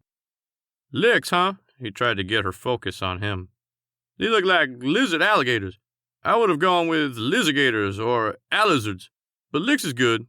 Do you know how many licks are on board with you?" She flicked a glance over to him. "I can't pronounce their real name," she said. "Their ship latched onto us around Uranus." "Not a word, Carver," Dawes warned. "No, man, not a word," he said, still staring at the black hole of a rifle barrel in his face. "Besides, too easy." Rachel darted her eyes between them and made a decision. She dropped the rifle barrel and began trudging up the corridor. "Come on," she sighed. Dawes fell in step behind her, and Carver dropped in behind him. "Rachel Smith," she said as they moved to a hatch. "Astro Mechanics." "Hey, my uncle's got an Astro," said Carver. "Good minivan, but he takes it to the shop a lot." She keyed the hatch open and led them into a small utility room. A pad was laid out on the floor, along with a table with 3 disassembled plasma rifles and tools scattered across the top. There was a small pile of foil packets with MRE etched on the side, but not much else. Her hidey hole was tight, with the 3 of them in it. "Astro, like in the stars," she yawned. "Astronomy?" "Right. I know this girl. What's your sign?" "I'm a Taurus. You know what that means? Strong like bull. You know what I'm saying?" Rachel plopped down on the pad and drew up her feet to make room for Dawes and Carver to sit. There wasn't enough space for them to do more than that. "Where are the rest?" Dawes settled down next to her feet. He thought keeping some distance between her and Carver was a good idea, because she had the rifle close at hand. "I'm it," she said. "The last of them. We can't stay here long. We need to get moving." She curled up in ball and snuggled the rifle on the pad as her heavy eyes closed. "Give me 10 minutes, she said in a sleepy voice. "Is she sleeping, man?" Carver whispered to Dawes. "Looks like it." "What do we do?" "Wait," he answered. "If she's a mechanic, maybe she can jumpstart the shuttle and we can get the hell out of here." Chapter 17. Rachel woke with a start and scrambled back against the bulkhead as she brought the rifle to bear on Dawes and Carver. "Who are you?" She blinked before she remembered and dropped the rifle. "We are not search and rescue," said Dawes, reminding her. She stood up and began working on one of the rifles. The damage looked pretty severe, like it had been in a firefight and discarded. She tried to fit 2 pieces together, but it wouldn't work. "How long was I out?" she asked. "About 30 minutes, said Dawes. "Damn it!" She tossed the pieces back on the workbench and bent over for her rifle. "We were quiet," said Dawes. "We didn't want to disturb you." "We don't have time to sleep," she told them. "Come on." She pushed past them to the door as they leveraged up behind her. "Rifle's ready," she whispered, and charged the plasma pack on hers. Dawes searched for the button in his rifle and accidentally pressed it, filling the small storage room with the weird harmony of two deadly weapons. "Ready for what?" Carver asked. Rachel ignored him and keyed the hatchway open. She popped out and swung the rifle to either side of the corridor. "Clear," she called out. Dawes and Carver stepped out with her. "Now that you're here," she began, leading them to the right. "Why are we here?" Carver said. She stopped and swung around to them, pawing sleep out of her eyes with a grime-stained hand. "What do you mean, why are you here?" "That's what I asked, baby girl. Why are we here?" "You are Special Forces, right?" she scoffed. "Not search and rescue, but Command wouldn't send two complete idiots into outer space." "We ain't idiots," Carver sniffed. "Not completely," Dawes added. "Then why are you here?" She waited a moment. When they didn't answer, she turned back and kept leading them down the corridor. "It's like talking to a wall," said Carver. "A smoking hot, sexy wall." "Enough," said Dawes. "Come on." She heard them fall in step behind her. "Do you have SATs?" she asked without turning. "I didn't go to college," Carver told her. Rachel stopped again and reached for his neck. He put his hands up in a karate pose, ready to fight her off. She grabbed the neck of his suit and yanked him closer. "Damn, girl, you don't have to be so rough. You know I want this too." He purred into her ear as she examined a small wire out of the neck of his suit. "Suit-activated transmitter, SAT," she showed them. "It transmits constant mission updates, and this one is completely useless. Why did they deactivate it?" She dropped the wire on the floor and shoved Carver back into the wall. He stood up and brushed off his bruised dignity. "They said we were talking up here.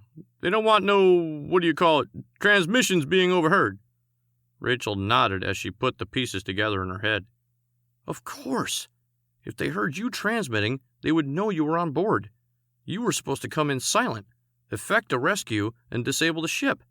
It's standard protocol. Only you let the licks know you were here. That's what confused me." "That part confused you?" said Dawes. "I'm running on fumes here, fellas." She gave them a loopy grin.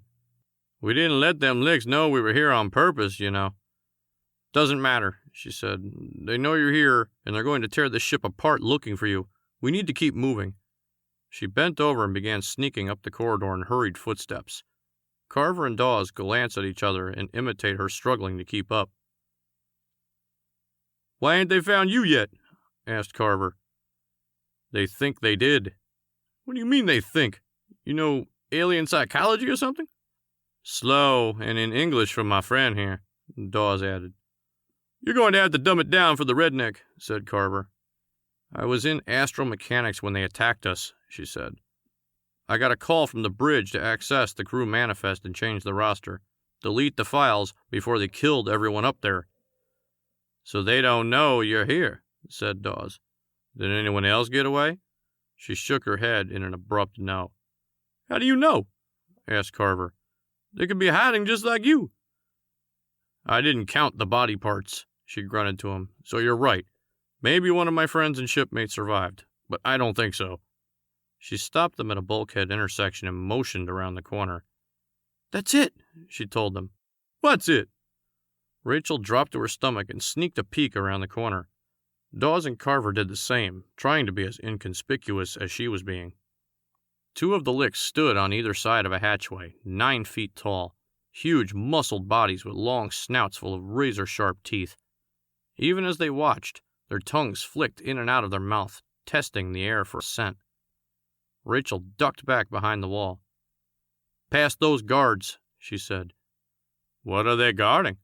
Dawes settled next to her. Carver watched him, then moved to her other side and sat even closer.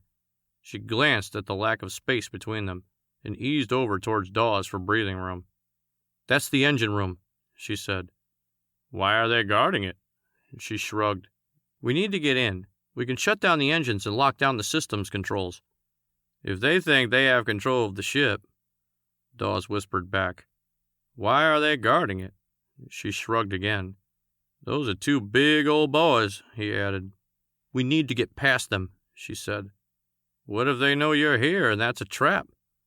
She checked her plasma rifle. "It's still protocol," she told him. "This ship is a map to Earth and set on autopilot. It's going to take them straight to our home. We have to stop them." Dawes nodded, still not convinced. He was pretty sure she was hiding something, but he couldn't figure out what it was. But she was damn determined to get into the engine room, and if that would stop these aliens from invading Earth, he figured that was what they were sent up here to do. Technically, he knew, they weren't the first guys for the job. That was the two super soldiers they were mistaken for when that general shot them up here. But Dawes didn't see a second shuttle on the launch pad, so until the brains on the ground figured out a plan, he was going to have to help this woman shut down the engines. He glanced over at Carver, who just stared at the swelling curves under the spacesuit of the astromechanic beside him. "What the fuck you looking at?" Carver snarled as he caught Dawes' eye. "Two big boys like that," he nodded toward the corner. "They need a real tough guy to distract them." Carver nodded with vigor. He agreed.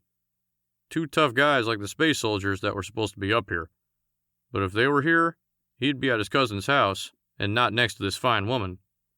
He was making inroads, he knew. Sure, his charm could be off-putting at first. He was aware of how strong he came on. But his philosophy was, it was important to let a woman know just how attracted you were to her so she could make a quick decision. No games.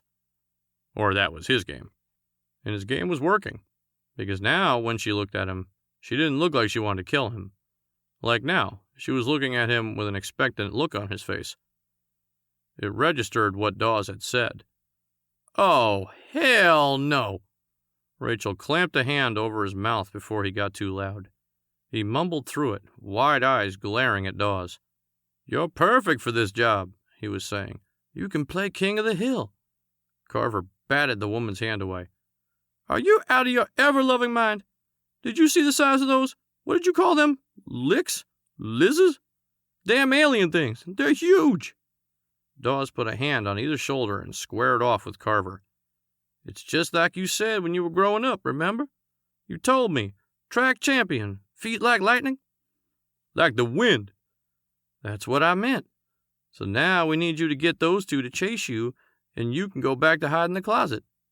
"You think I'm crazy, don't you? That's it. You must think I'm motherfucking insane. You think I'm a fool? Come on, just say it. Carver, you're a fool. You just want me out of here so you can pimp on this coochie all by yourself." "What did you call me?" No, said Carver. "Read my motherfucking lips. No, I ain't doing nothing." Dawes nodded and bowed his head. "Carver," he said in a soft voice, "I'm sorry." "Sorry? For what?" Dawes gripped him by the shoulders and shoved him out into the passageway. Carver bounced off the far wall and caught his balance in the middle of the corridor. The two guards hissed a roar. "You motherfucker," Carver growled. "Break like the wind," said Dawes. "I'm going to kick your ass," Carver shouted as he spun around and took off. The licks hissed again and chased after him, the sucking sound of their feet on metal growing distant as Carver led them away from the hatch. Chapter 18. Rachel rushed over to the control panel and keyed in a sequence. The door didn't open. She jabbed the keys again with the tip of her finger, and still nothing.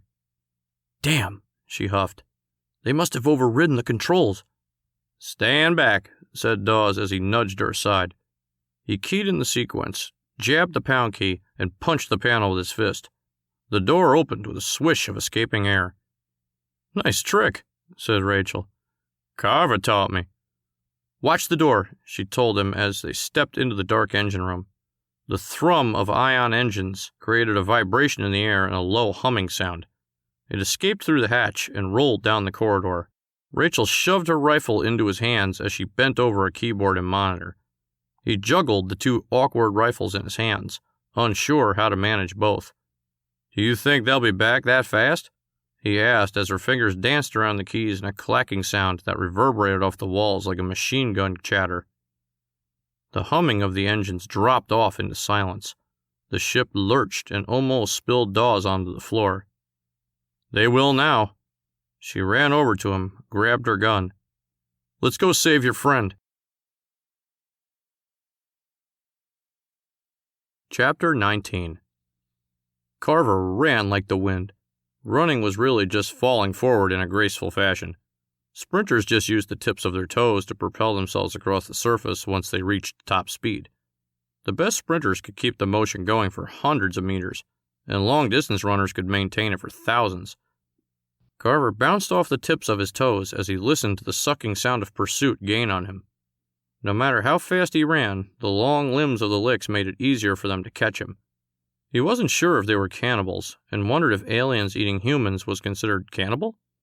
He didn't want to find out, so he put on an extra burst of speed and glanced in distress as he passed the opening to the access panel. There was nothing but straight corridor ahead. He ran even faster past corridor after corridor. He spied a corner and edged left so he could make the turn. An alien hand sliced down where he had just been. The surge of adrenaline made him leap ahead, and he took the turn at full speed. This corridor ended at a door in a wall. He was trapped as he heard the alien's sucker feet squelch around the corner after him. He didn't slow down because he was going to try and knock himself out on the door. That way he wouldn't be awake for them to kill him. And if he lived, he was going to seriously kick Dawes' ass. Then he would help him heal, get better, so he could kick it again. Carver gave a loud battle cry, a yell that would resound through the ages as he aimed at the wall and ran full tilt. The door in the wall slid sideways and Carver sailed through screaming straight into the bridge. The 4 aliens inside jumped up as he ran in screaming. Carver slowed but didn't stop as he spied an opening around a control panel and ran in a giant circle around the sleek interior of the bridge. A giant monitor on one wall bathed him in starlight glow as he ran under it. The tallest alien stood from the cushioned captain's seat and pointed a long claw at Carver. His snout parted as he hissed a roar. "Shit!" Carver screamed as he rounded the bridge and aimed for the door. A long alien arm swiped for him again before he ran back out in the corridor. Budge roared again, and the 3 licks from the bridge began to chase him. Carver stared back over his shoulder without slowing down and plowed into the 2 engine room guards. They all went down in a screaming pile of hissing bodies. Carver kicked and clawed. A guard's snout touched his nose, drew back, and snapped. Carver punched it and earned a screech. The other lick's tongue darted out and touched his cheek. Carver backpedaled and kicked his way free, jumped up as the 3 licks from the bridge tripped over the fallen aliens. Carver screamed and began running down the corridor again, hoping he could make the tiny access tunnel and buy more time. Chapter 20. Rachel and Dawes sneaked along the corridor wall, keeping hidden to the edge of the shadows. The LEDs in the floor cast a surreal glow and made her sunken features even more dramatic. Dawes was sure he looked the same. Now that the engines were silent, he could hear the ticks and rattles in the ship that were hidden by the low-level humming he wasn't aware of before. Space may be silent, but a ship fighting off the harsh vacuum was not. They heard a scream growing closer and gripped their rifles. Carver pounded down the corridor and passed them without stopping. Dawes and Rachel exchanged glances as the sucking sound of Lick's feet sounded in his wake. A lot of feet. "Run!" Dawes shouted. He took off after Carver, running as fast as he could. Rachel sent 3 bolts up the corridor, aiming at nothing she could see but hoping they might stop at least one, or slow them all down. She ran after Dawes and passed him. Carver reached a door, keyed a sequence, and fist-bumped it open. The doors whisked back to reveal a giant empty hold in the belly of the ship. The cavernous space was large enough to hold a space station or 2. Carver ran through the dark emptiness, quiet now, except for the huffing and puffing as he tried to catch his breath. Rachel reached the doorway and waited for Dawes to catch up. "Hey!" she yelled at Carver. He kept running. "What's his name?" she asked as Dawes paused next to her. "Coming," he said. "They're still coming. Carver!" Carver looked back and caught his feet on each other. He tripped and sprawled as he slid 10 feet along the floor. "They're still coming?" he called out. "They're still coming," Dawes answered. "I'm going to kick your ass, you know." "I know," said Dawes. "What do we do?" The licks raced closer. The sounds of their footsteps grew louder. "We can hide in medical. Leave the door open," Rachel answered. "It might buy us some time if they search it." Carver rushed out of the room and ducked as a plasma bolt seared the air above his head. Rachel dropped to one knee and swung her rifle up to aim back down the corridor. The 2 engine room guards recovered and advanced with small rifles that belched green bolts of energy. She drilled one guard on the left and sent him spinning back into the darkness. His partner ducked behind a corridor bulkhead. "Move! Move!" she shouted out of the side of her mouth as she ushered Dawes and Carver out of the hold. Chapter 21. The trio raced along a dark corridor. Rachel turned them into a second hallway with a lower ceiling. This one looked like it was designed for humans only instead of the giant transport tubes they had been in so far. She slapped a wall panel and stepped aside to let Carver and Dawes go into a small room. She closed the door after them and collapsed against the wall. The room had 4 medical beds bolted to the floor and blew soft light that glowed from vats arranged on shelves that gave it a gloomy, sterile feel.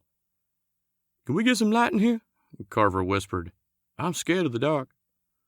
Rachel pushed off the wall and went to one of the beds. She stripped off a strap from the bedding and tied it to a pipe on the wall. She tested the knot to make sure it was secure. "Get used to it," she told Carver. "Better grab something." "What the hell is going on?" Carver shouted. "What did you do?" Dawes asked. "Somebody better tell me something," Carver grunted. "And you're going to get an ass-kicking." An alarm on Rachel's wrist sounded with a tiny beep. A loud clack came from the belly of the ship, and they were floating in zero gravity. Carver made a grab for the edge of a medical table and missed as he drifted toward the ceiling. Dawes spun up with him, trying to fight for balance that was no longer there. Rachel sat on the bed, floating inches above it, held in place by the strap she used as a mooring line. "Did you break something?" Carver sailed across the ceiling. "I initiated a time delay on the artificial gravity generator," she said. "It's going to take the licks time to get it back online." Dawes nursed a bump on his wounded head, still struggling to regain control. "Does this help us?"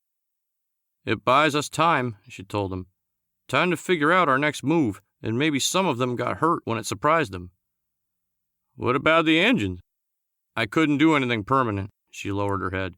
"I didn't have access. They had the controls locked out with bridge commands. We have 4 hours, maybe less." "You did this?" Carver asked. He whipped around using the tips of his fingers, lost control, but managed to regain it. "You think this helps?" he continued. "Is this all you could do while I was running my ass off?" He overcompensated while he tried to keep his balance and drifted off center. His feet above his head was throwing him off. He drifted toward the ceiling with nothing to stop him. "Look what it's doing to you," she pointed out. Carver's suit started to beep. "What is that?" Rachel asked. "I think you broke something." She kicked off the bed and floated up to Carver. She wrapped her legs around his torso to hold him steady. "All right now, that's what I'm talking about," Carver grinned. "Dawes, close your eyes, 'cause things are about to get nasty up in here." Rachel clinged her legs tighter and cut off his breath with a yelp. She reached into the neck of his suit and struggled. "Be still," she warned. "It's hard to read the helmet display without your helmet." "Damn, baby girl. I don't know what you're looking for, but it's down there. Keep going." She activated a nodule that projected a display on the ceiling. It was a mirror reflection of the heads-up display information. "Gross," she sneered. "Come on now, it ain't that bad," said Carver. "Maybe a little bit bigger than what you're used to, but—" "That's a waste alarm," she said. "You're full." "Waste? You shit your pants?" Dawes guffawed. Carver twisted around to glare at his spacesuit, trying to see the back of his pants. His lip curled as he realized what happened. "It's the 0G, said Rachel. "It happens to everyone." "I must not have got it all out," Carver explained. Dawes began feeling around the back of his suit. It didn't happen to me. When's the last time you ate? His stomach answered with a loud gurgle. It had been a couple of days since he had real food. She shoved away from him and floated to an opening in the wall. She opened the panel and tossed him a towel and a new suit. There's a cleaner unit over there. Carver swam through the air toward the cleaner unit, a small cubicle in the wall. He closed the door after he finally made it in. Remember to flush this time, Dawes called out to him. Chapter 22. Carver slid the door shut and glanced around the monochromatic interior. It was a combination shower-toilet stall with a fold-down sink barely wider than his shoulders. A panel in one wall folded down and revealed a dark chute that led to the bowels of the ship for waste disposal. Carver finished cleaning up, then checked the dull reflection in the polished metal to see how this new jumpsuit made him look. He knew Rachel was watching him, watching both of them really, but she was trying to make up her mind about who she was going to get with if they survived. When they survived. Carver had seen a ton of television shows that talked about how the mind worked under stressful situations, and he knew that if they lived, she would want to celebrate being alive. When they lived. He wanted to be the one she celebrated with all night long. Maybe even the weekend. He smoothed out the wrinkles in the spacesuit. Something crashed into the door. Damn, y'all, he muttered. Carver yanked on the door, but it was stuck. He peeled it open and peeked through the crack. 3 licks were holding Dawes and Rachel in the infirmary. The aliens' clawed sucker feet were locked onto ridges in the ceiling panel. One of the licks saw Carver peeking through the crack and hissed. Carver slammed the hatch closed and searched the narrow confines of the cubicle for any way to escape or something to fight back with. His eyes landed on the disposal unit, and he flipped up the lid. It would be a tight fit, but maybe he could slip in and hide. When they opened the door and found the room empty, they would leave, and he could pull himself back up. He lifted his leg as claws skittered across the door. Carver wiggled into the disposal unit. His feet skittered for purchase on the slick tube as his fingers gripped, trying to hold him up. He slipped and slid down the tube. The panel slammed close after him, locking him in darkness as he fell. The lick forced open the cleaner unit door and glared inside. He flickered out his tongue to taste the scent on the air and looked disgusted as he lifted his nose out of the empty room. Chapter 23. The licks marched Dawes and Rachel down the corridor, taking long steps to grip the metal floor with their sucker feet. Their claws clicked on the surface as they carried the 2 prisoners like tethered balloons. They led them onto the bridge, where the 2 floated in front of the view screen. Budge used his claws to click over to them. He went nose to nose with Dawes and growled, wafting rancid breath over the cowboy. Hey, buddy, Dawes smiled. You got a breath mint? Maybe some mouthwash? A long, thin tongue flickered out of Budge's snout and left a slimy trail across Dawes' face as it traced an outline on his skin. This is my nightmare, Dawes whimpered.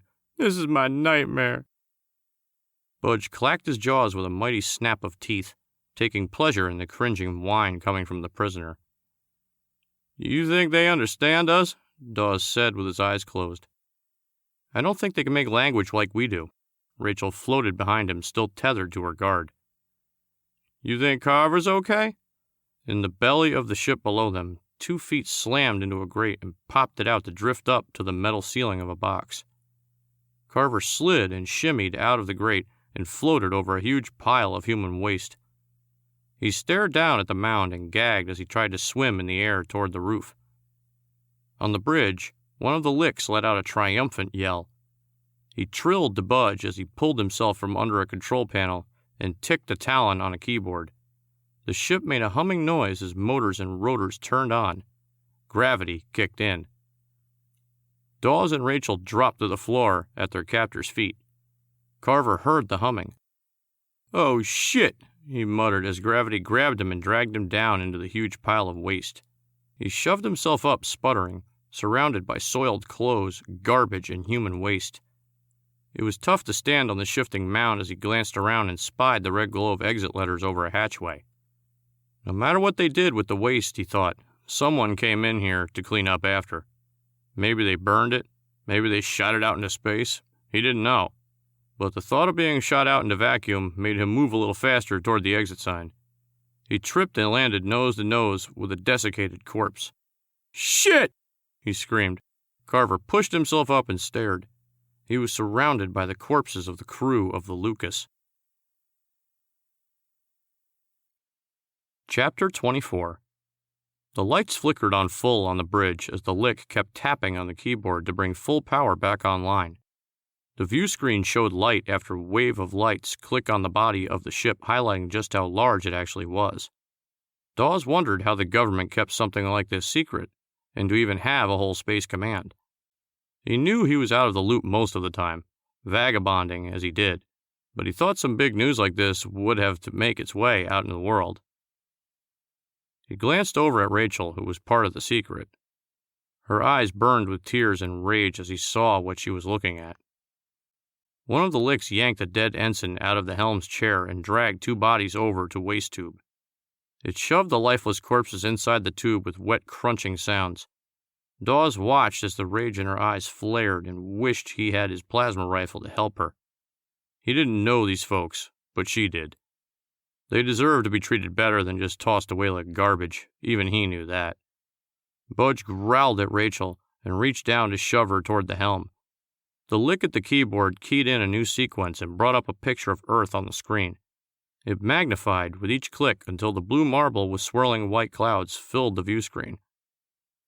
Why haven't they killed us? Dawes wondered.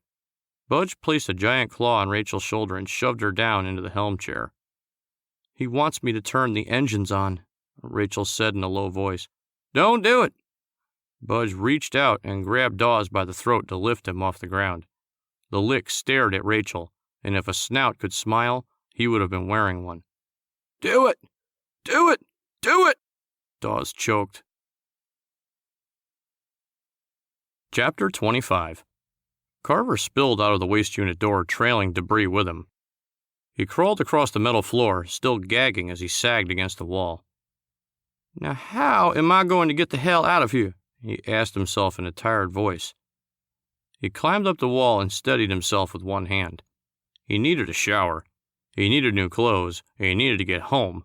But at least he was still alive. He stumbled down the corridor, working extra hard to keep quiet, except for the occasional gag. He had no idea where he was. Somewhere in the bottom of the ship, because that's probably where they kept the garbage and waste to throw out or burn. He shivered, but not from the cold. He didn't know how close he came to either, but he was pretty sure he escaped with seconds to spare. Now that he had time to think about it, he could remember the door opening to space and the garbage being sucked out. He barely escaped. It was only through some last-minute heroic that he survived. Yeah, he opened the door, and even though all the air was rushing through and threatened to take him out with it, he was able to pull himself through the hatch and shut it. He had seen that in a movie. All the air was sucked out of the ship to put out a fire. So he probably saved their lives.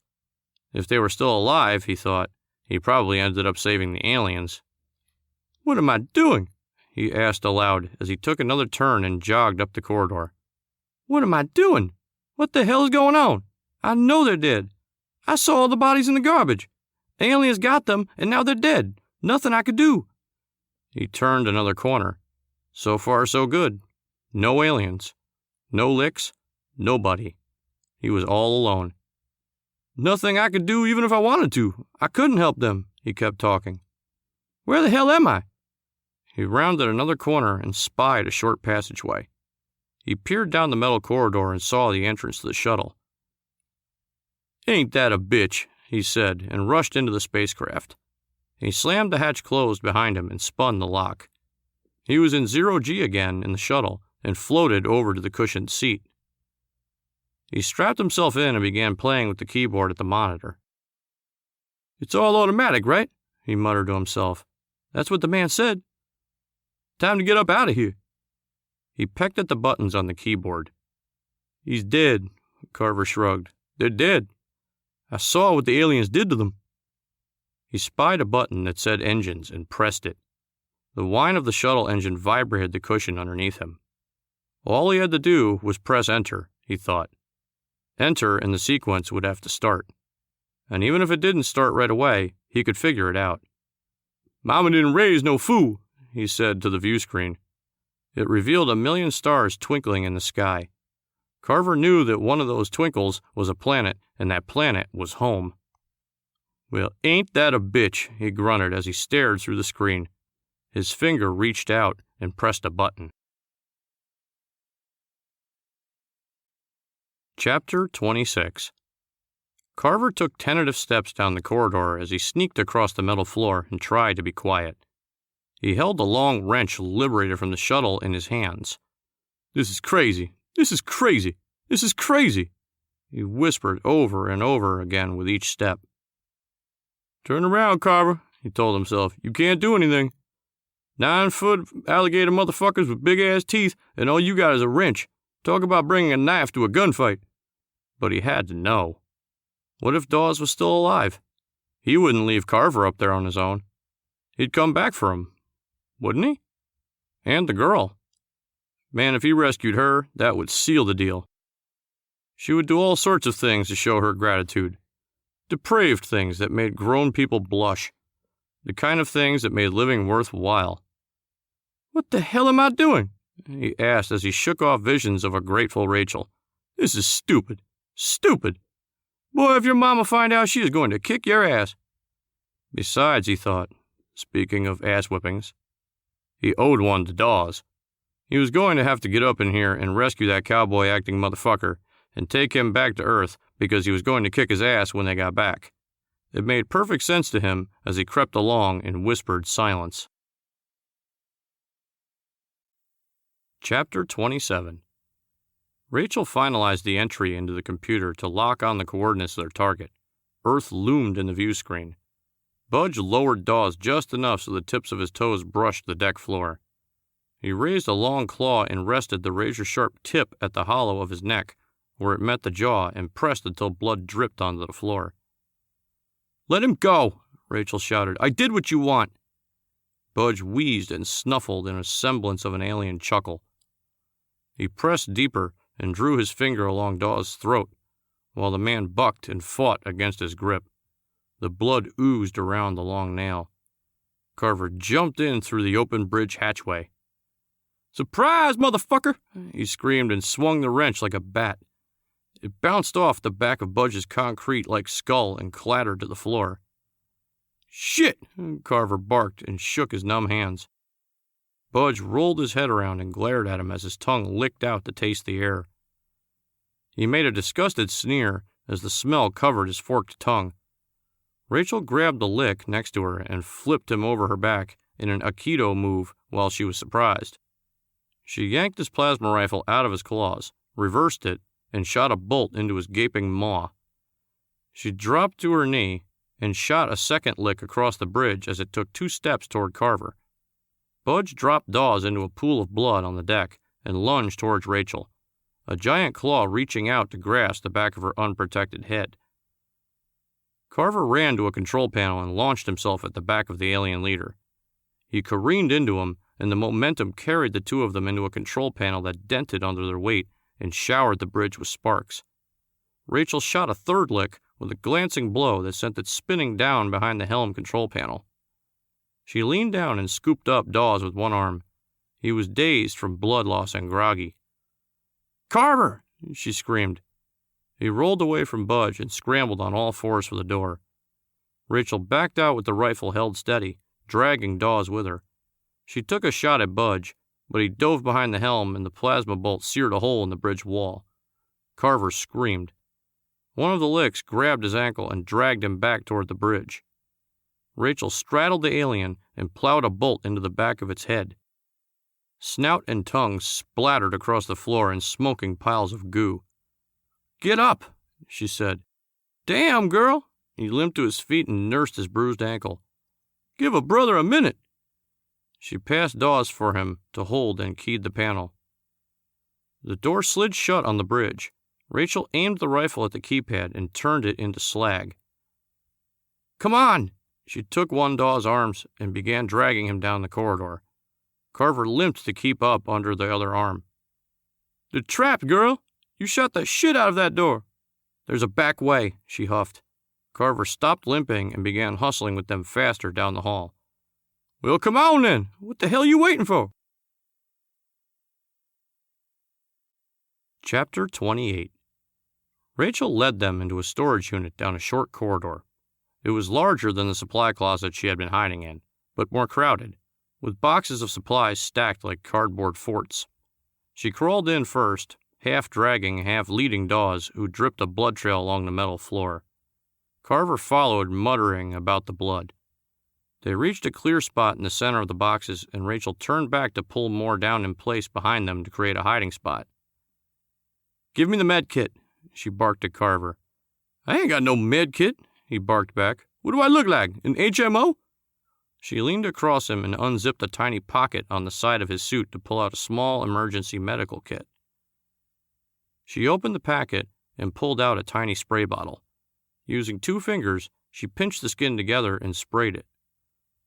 What's that? Super glue, she said. With antibiotic spray. It should stop the bleeding. You gonna be all right? Rachel dabbed at his neck with an alcohol swab to make sure nothing was still leaking blood. He lost a lot of blood, she said.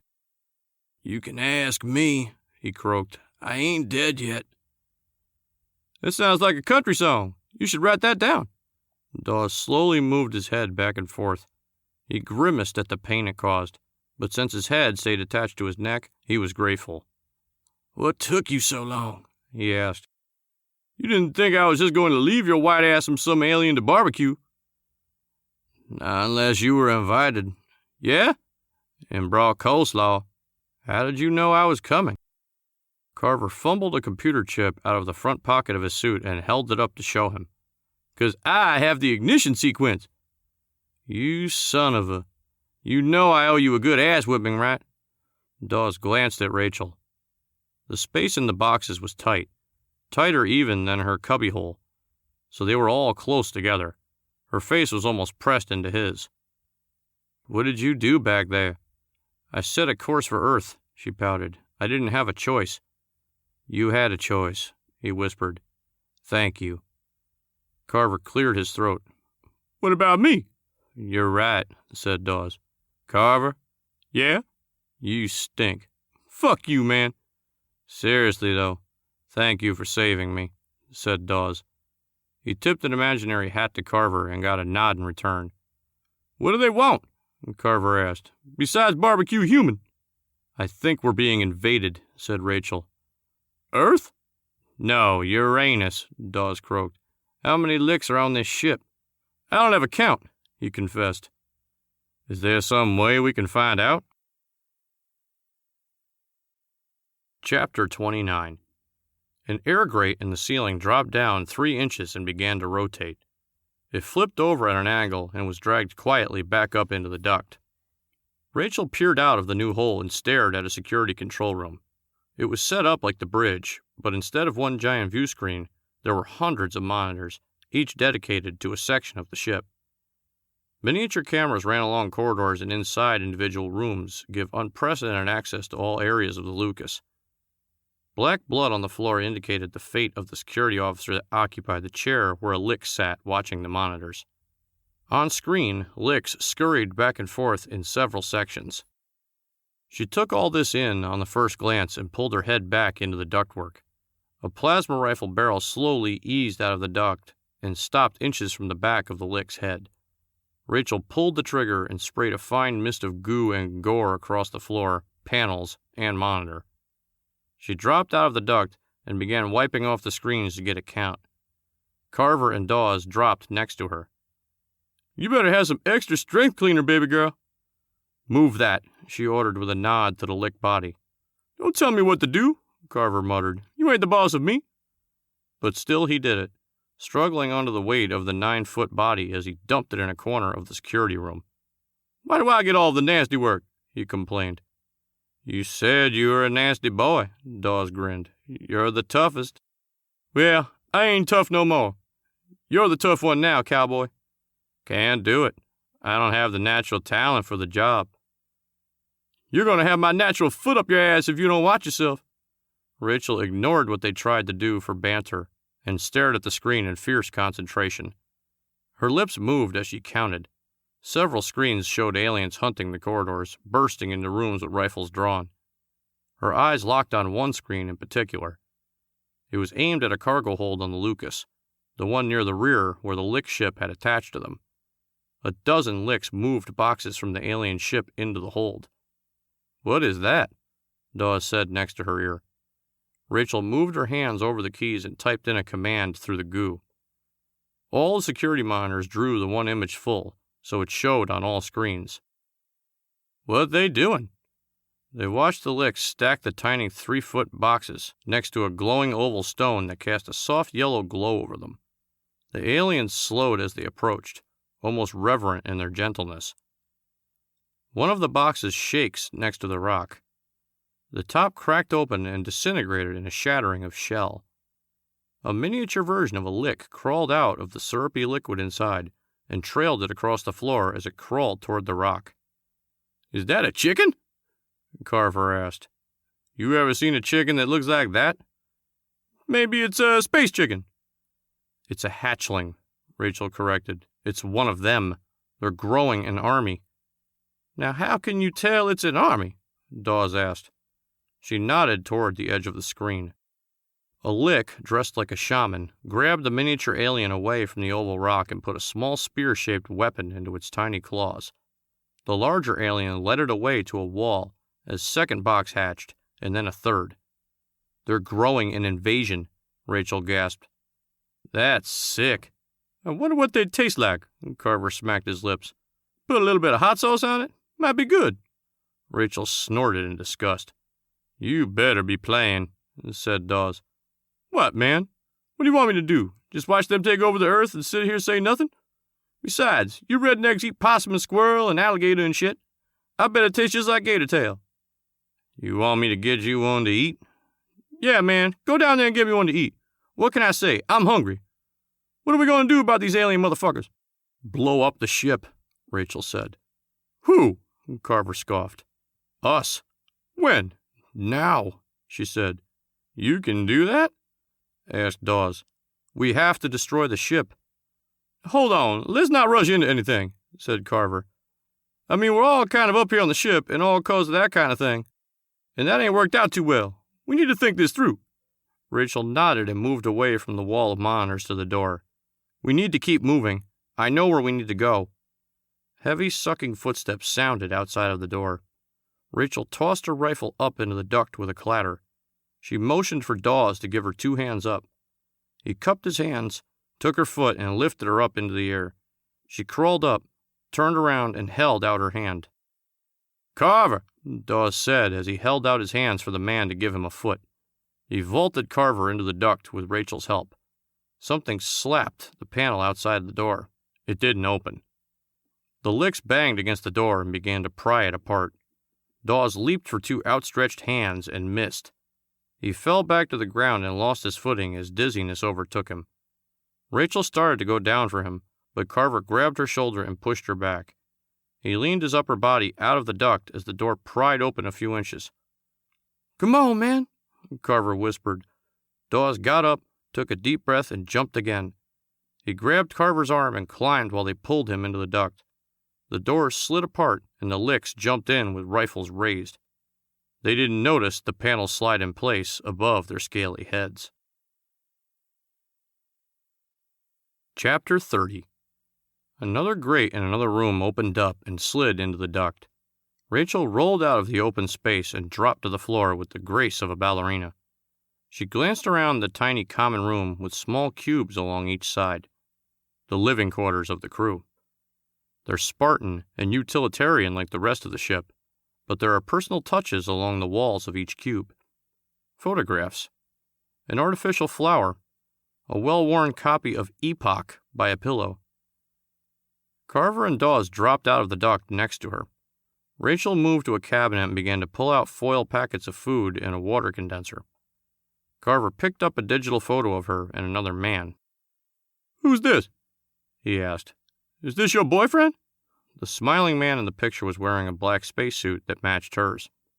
She didn't look up from the beaker of water she was collecting. "That's Gary," she sniffled. "My husband." Husband? Carver snorted. You're married? Where's he at? Come on now, tell the truth. He at home? Keeping the home fire burning while you're up here in outer space? Carver, Dawes warned him off her look. He was on the ship, she said in a grunt. Was? You mean he... Carver trailed off as he realized what she meant. Her husband was probably one of the bodies he tripped over in the waste unit. He set the picture back on the shelf. Look, I'm sorry, he said. I'm fine, she grunted again. I'll be fine. She tried to move the beaker to a small metal table bolted to the floor and missed the edge. It dropped on the metal panels and shattered, spreading a pool of water under their feet. Rachel collapsed into one of the chairs that was set in a track that skittered back. She didn't sob. She didn't cry. But her eyes welled up as she sniffled. They got him? Said Carver. She nodded, but refused to look up. If she looked up, the tears would fall. If the tears fell, the dam holding back her feelings would burst. It would be too much. So long as she could keep the tears inside, keep them right on the edge, she could take those feelings and box them up, use them for fuel to stop the licks. She would grieve when she stopped them. There would be time for that then, but not now. Not in front of these two idiots. We should get out of here, said Dawes. We need to get back to the shuttle, Carver argued. We just start it up and get out of here. Rachel batted her eyes with the back of her hand and rubbed the end of her nose. We have to destroy the ship. Carver looked around at the thick metal walls and back at the woman with red eyes and a dead husband, trying not to cry in front of them. It's a big ship, he said. Rachel shrugged. Do you know how? Dawes asked. She nodded in determination. Chapter 31. The corridor was silent. Rachel slipped from one slender bulkhead to the other as she sneaked back to the corner near the engine room. Dawes tiptoed behind her as Carver dragged his feet and tried to look everywhere at once. He kept a good distance from Dawes as they moved closer to the edge. You ain't pushing me out again, man, he said in a harsh whisper. I wouldn't do that, Dawes drawled. I ain't taking no chances. Smart man. Carver drew up short. What you mean by that? Rachel waved them quiet with a glare. She peered around the low corner of the corridor to the engine room door. It's clear, she whispered. So get in there and handle your business, Carver whispered back. Someone has to stand guard in case the licks come back. Carver, Dawes volunteered him. Carver stepped around him and hooked his arm through Rachel's elbow. He led her towards the doorway. He reached back and took the plasma rifle from Dawes' grip. Is happy to escort the lady to the room, he shot back. Keep a good eye out. Dawes frowned as he watched them leave him alone in the corridor. I guess I'll stay here. Rachel and Carver glided to the door on cat's feet. They stepped through the open doorway and paused as they let their eyes adjust to the dim light in the room.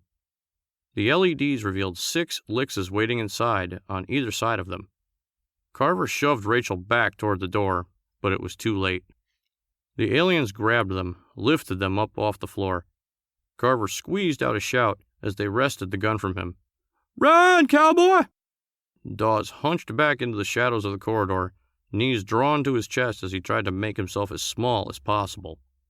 He was hidden in the darkness and peeked as the Licks carried Rachel and Carver from the engine room.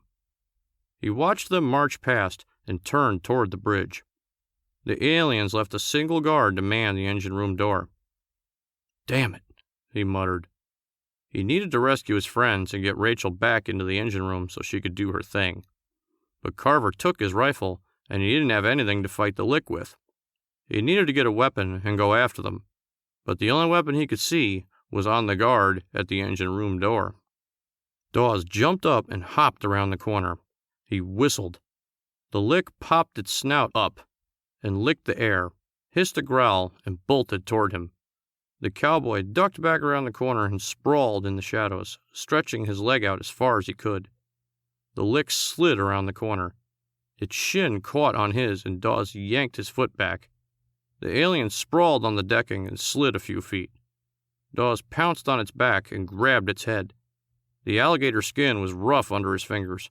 micro ridges ripping into his flesh as he pounded the snout into the unyielding metal deck plating.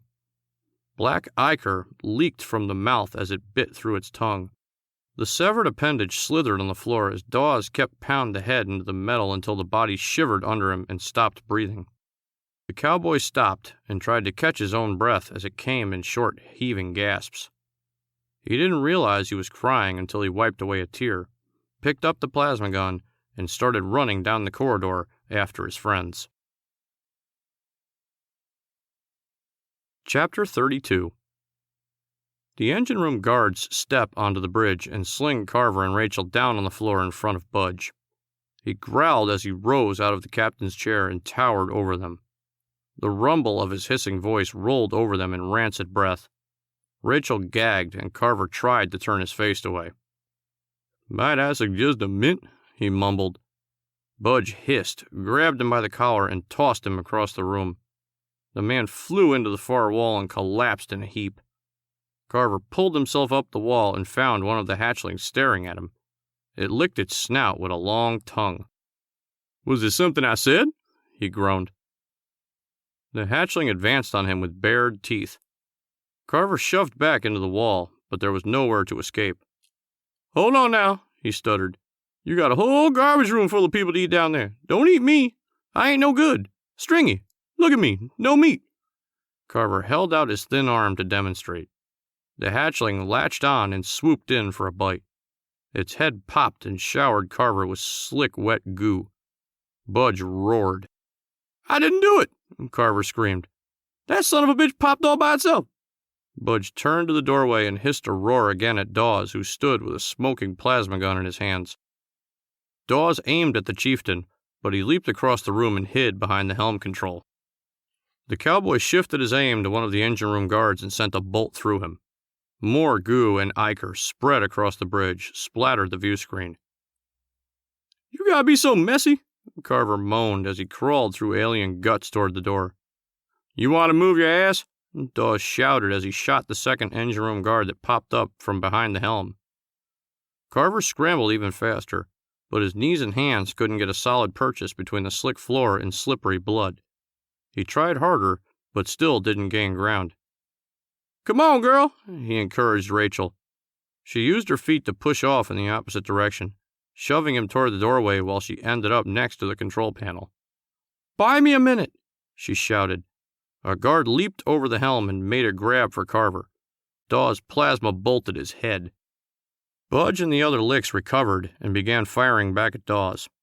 Carver grabbed the edge of the doorway and slid around to hide. Dawes ducked back, but kept the gun aimed high as he pulled the trigger.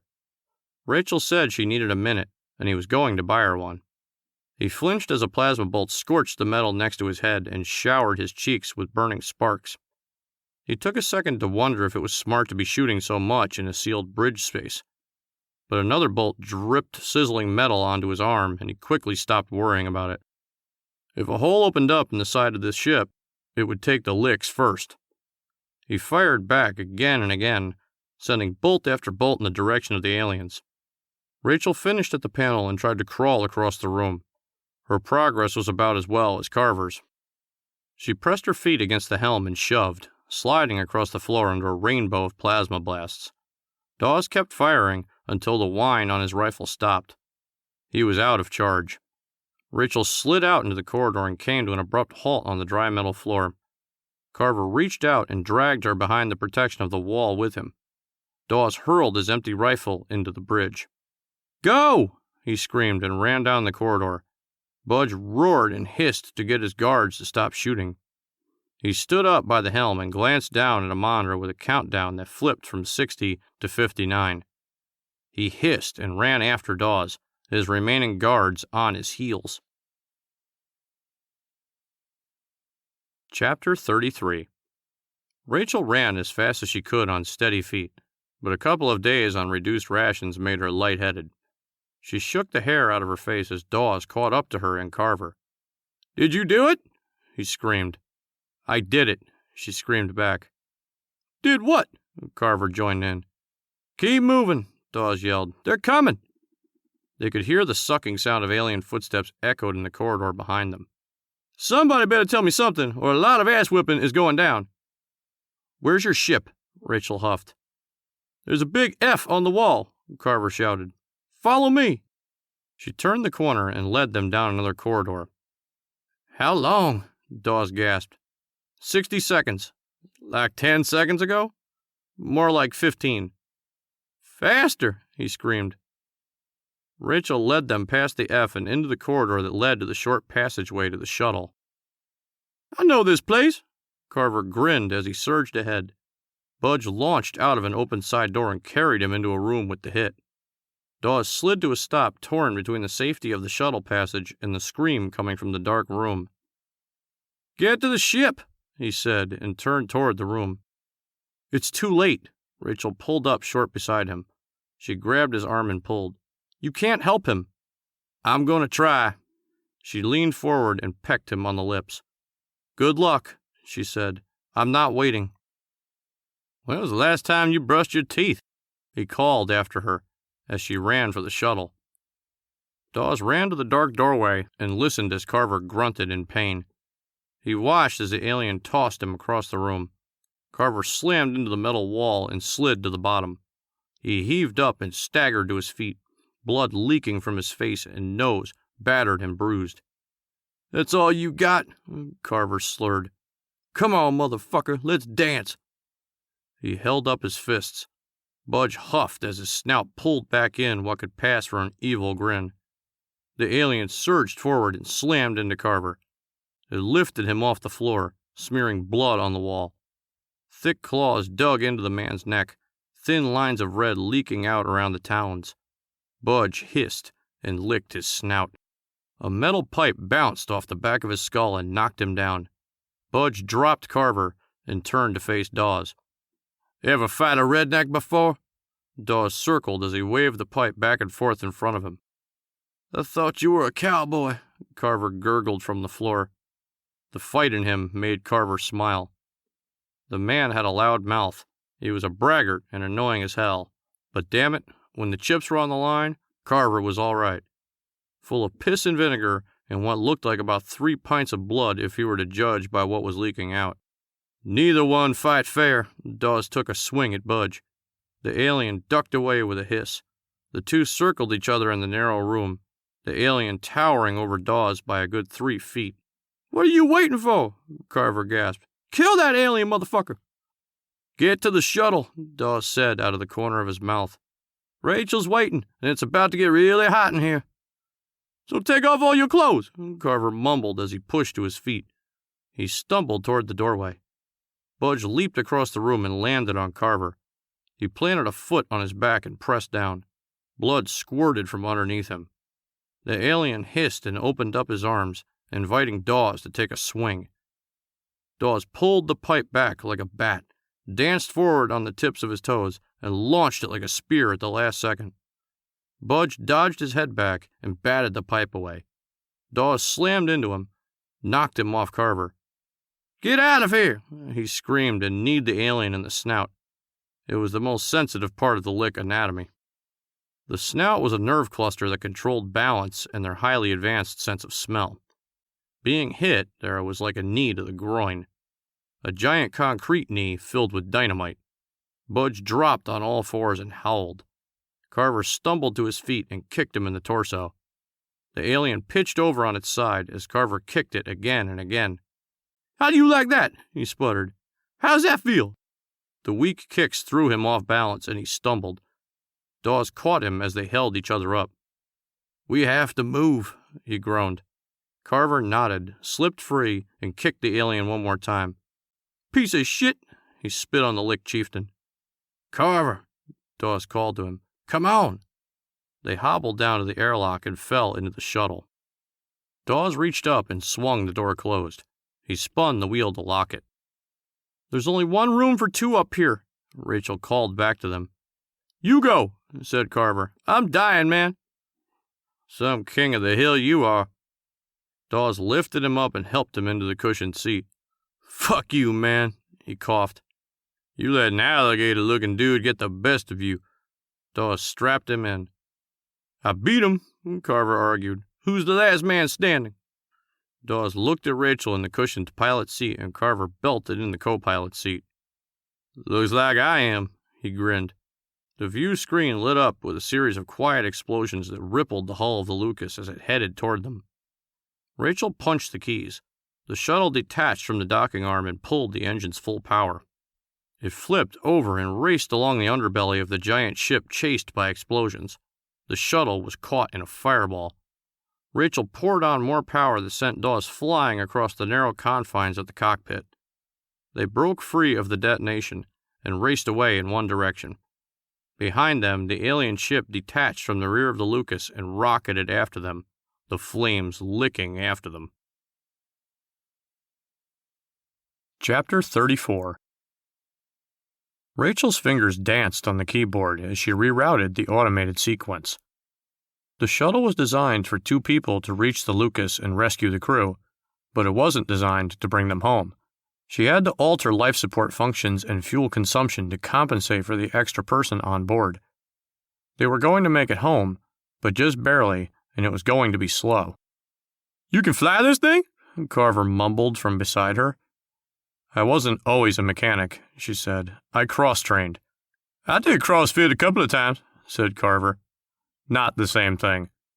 "Probably not," he admitted. An alarm on the monitor began beeping. "Is this thing built for stealth or combat?" she asked. "Dawes?" Carver called behind them to the back of the cockpit. Dawes answered in a muffled groan. "Are you knocked out or dead?" "Both." "What's the alarm mean?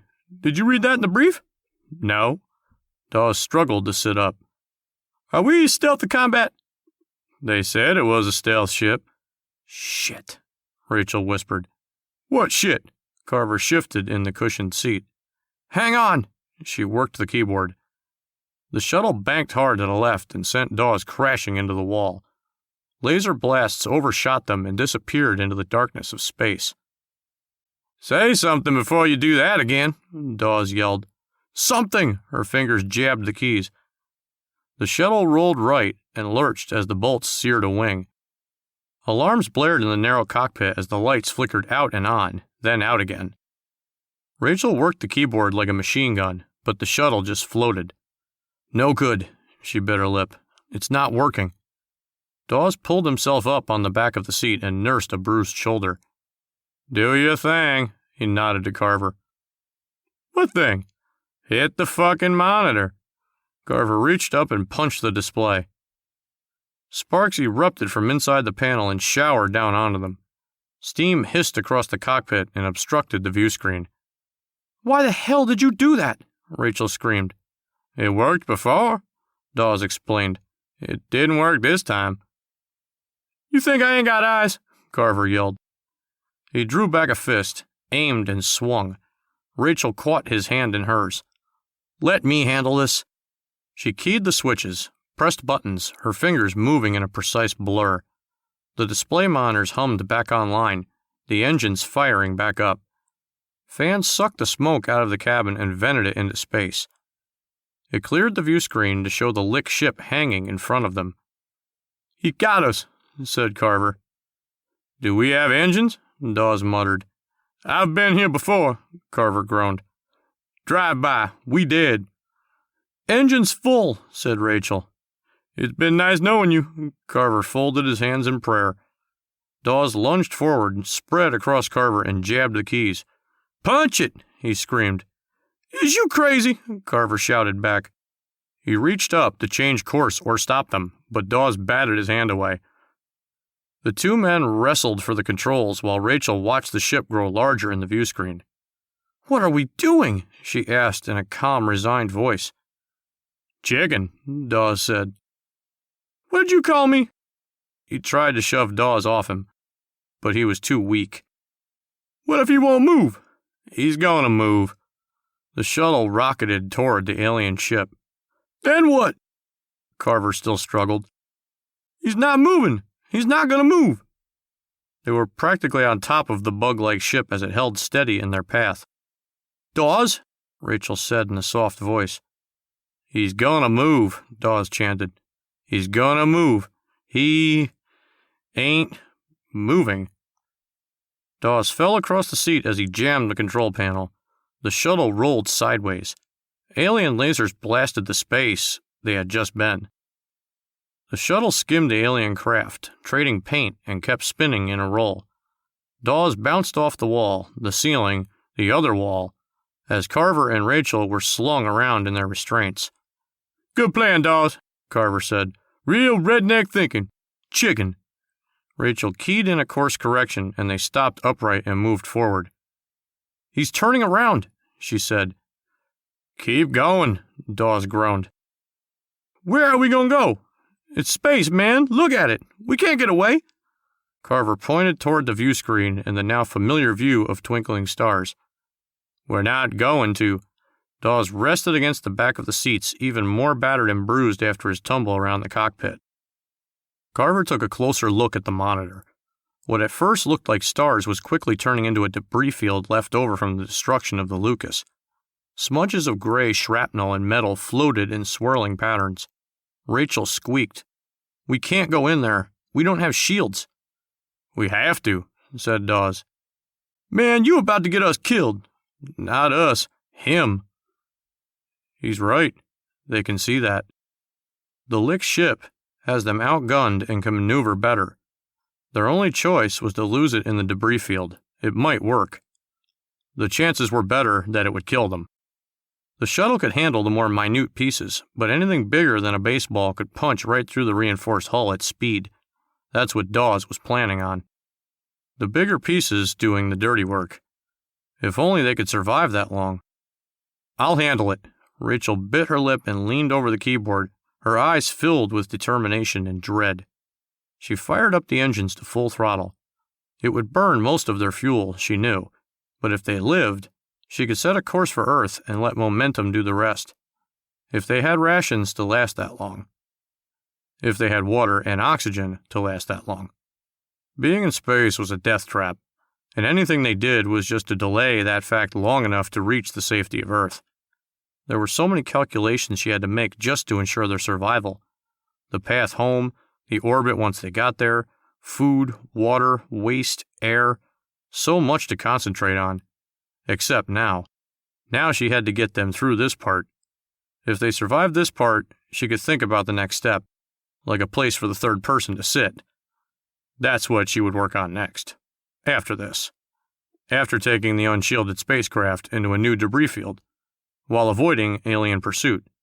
And lasers. If they survived, she would worry about the other stuff. The future. She just had to make sure they had one first. She finished and drew the engines full power on the edge of the disaster. They could hear small bits of metal bouncing off the hull. See it on the view screen. A big piece spun up out of nowhere. Carver screamed. Rachel keyed the rockets and shifted around it. "Keep going," Dawes muttered encouragement. "We're all gonna die," Carver screamed again. Chapter 35. The Lick ship dipped into the debris field after them. She was right. It had greater maneuverability than the small shuttle built for stealth and speed. It dodged around the larger pieces of ship's hull as it gained on them. Lasers danced across their bow. Rachel zipped left. She rolled right. The ship followed. She couldn't shake them, and each second the lasers got closer. Something cracked in the wing, and the shuttle began to shake. "We can't keep this up," she rubbed her arm across her sweating brow. "We're going to break apart, or worse." "Worse?" Carver screamed. "What's worse?" She hit the keys, but nothing happened. A large section of hull plating twirled into view. She hit the keys, but nothing happened. "This," she uttered. Carver shouted, leaned forward, and punched the control panel. The shuttle rolled left, scraping against the giant metal section, and sent it spinning back toward the alien ship. It tried to move out of the path of the plating, but the metal sailed into one of the engines. An explosion blew it out and sent the alien ship into a tailspin that whirled it off into outer space. Rachel turned back to the keyboard that had power again and straightened them out. "Did you mean to do that?" "Looked good, didn't it?" Carver smiled. "I was talking to him." She nodded towards Dawes. "Let's just get the hell out of here," said Carver. Rachel steered them free of the debris field. "Just take me home," Carver said. "I'm done." She reached up to the keys again and set a course for Earth. She hit the engines for a 10-second burn and fell back against the seat cushion. "We lost directional control," she sighed. "Can you believe this shit?" Carver said. "I mean, how much can happen to one man?" "There are 3 of us," Dawes corrected. "Yeah, but I meant me." Dawes rested both arms against the back of the seat cushions and held himself steady in the 0G. "Can we fix it?" "Not from in here." "What are we going to do then?" Carver asked. "Just sit here?" Rachel stared at the monitor as she called up schematics of the ship. She studied the liquid crystal display, her finger following the contours of the ship to a red dot that sensors indicated was the problem. "I think the hydraulic link that joins the wing control is busted," she told them. "If we can rig a connection, it might work. That's our first problem." "How are we going to do that?" Carver smirked. "It's out there. We're in here. It ain't like you can just pop the door and climb out." Rachel adjusted the schematic. "There's an airlock in back," she said, and turned to Dawes. "Is your suit compromised?" "Me?" "He's in a ship suit. I'm in a ship suit." "It looks just like mine." "Yours is a space suit. Ours is designed for short-term exposure, long enough to get to safety if the ship is compromised. Yours can handle a spacewalk." "I'm not an astronaut." Carver indicated the vastness of space shown on the view screen. "Take a second guess, cowboy. You're in outer space." "I don't spacewalk." Dawes searched for a place to hide or escape, but the cockpit was just over big enough for the 3 of them. "What's the problem, man?" "We're drifting at something like 10,000 miles an hour. 13, Rachel corrected with a grin. "But it's all relative." "You want me to step out in that relativity?" "You're the only one that can do it." She loosened her seatbelts and drifted over to him. She ran her fingers over his suit, checking for rips and tears, anything that might have violated the integrity and could be a death sentence in the airlock. "Hey, girl," Carver said with a bloody grin. "I think my suit's been compromised. You want to give me one of those finger checks?" "Yeah, bend over," she shot back. "I usually have to pay extra for that." She giggled. It was the first time they had heard her laugh, and it made the 2 men giggle too. Their laughter sent her into a fit of laughing, which set them off even more, until the 3 of them were howling. Rachel drifted over to the keyboard and typed. "I think the nitrous line was dinged," she snorted. "Laughing gas," Dawes guffawed. "Like deep sea diving," she explained as she dialed the oxygen levels back to normal. "We use a mix of gases up here." She wiped her streaming eyes as they brought their laughter under control. "I'm sorry," she said. "We're in it up to our necks, and you're the only one who can get us out. Your suit is good, so get your ass out there." Dawes considered them both for a moment. When he was a kid growing up, he had pretended to be a cowboy and pretended to be an astronaut. As a grown-up, he was a cowboy of sorts. He had done a stint or 3 on a ranch, knew his way around a lasso and horses, even had the hat and look for it. But he never would have guessed that he would be both. Not in a million years. He ran his fingers over his suit again. He knew what happened in space. If his suit had a hole in it, his air supply would leak out and he would die. If he died, the 2 people in the shuttle would die too. All of them would run out of air, him much faster, and they would all succumb to the cold grip of sleep and never wake up. After fighting off an alien invasion only to die because of something stupid like this, he couldn't accept it. Not when he might be able to stop it. Dawes thought that even if his suit didn't work, he could hold his breath long enough to fix the hydraulic. That way he could buy these 2 a ticket home. Maybe when they got out of there, they could tell a story about the legend of the cowboy astronaut. Something along the lines of Bill Cody or Wyatt Earp in space. He liked the sound of that. "Where's your helmet?" Rachel chewed on her lip. He nodded to the storage cabinet by the cushioned seats. "Tell me exactly what to do," he said, and listened close to her instructions. Chapter 36. A tiny hatch in the side of the shuttle swung open and Dawes drifted out on a tether. He pulled himself along the top of the shuttle and across to the wing. Rachel was right. He couldn't feel the 13,000 miles per hour drift. Everything was moving at the same speed. A rope with tools tied to it was fastened around his waist. Rachel had pulled everything out of the repair kit that she thought he would need and instructed him exactly what to do. He just hoped he could remember each step. He reached the section of the wing where she told him to look and ran his hand along the edge. The running lights on the stealth shuttle were too dim to see much. He spied a tiny piece of bent metal on a hydraulic arm exactly where she said it would be. He pulled himself along the edge of the wing to reach it. Something sharp snagged his glove and air began shooting out of the tiny hole. It shoved him away from the wing and spun him around in the tether. He shot all the way to the end of the rope and nearly broke free when it yanked taut.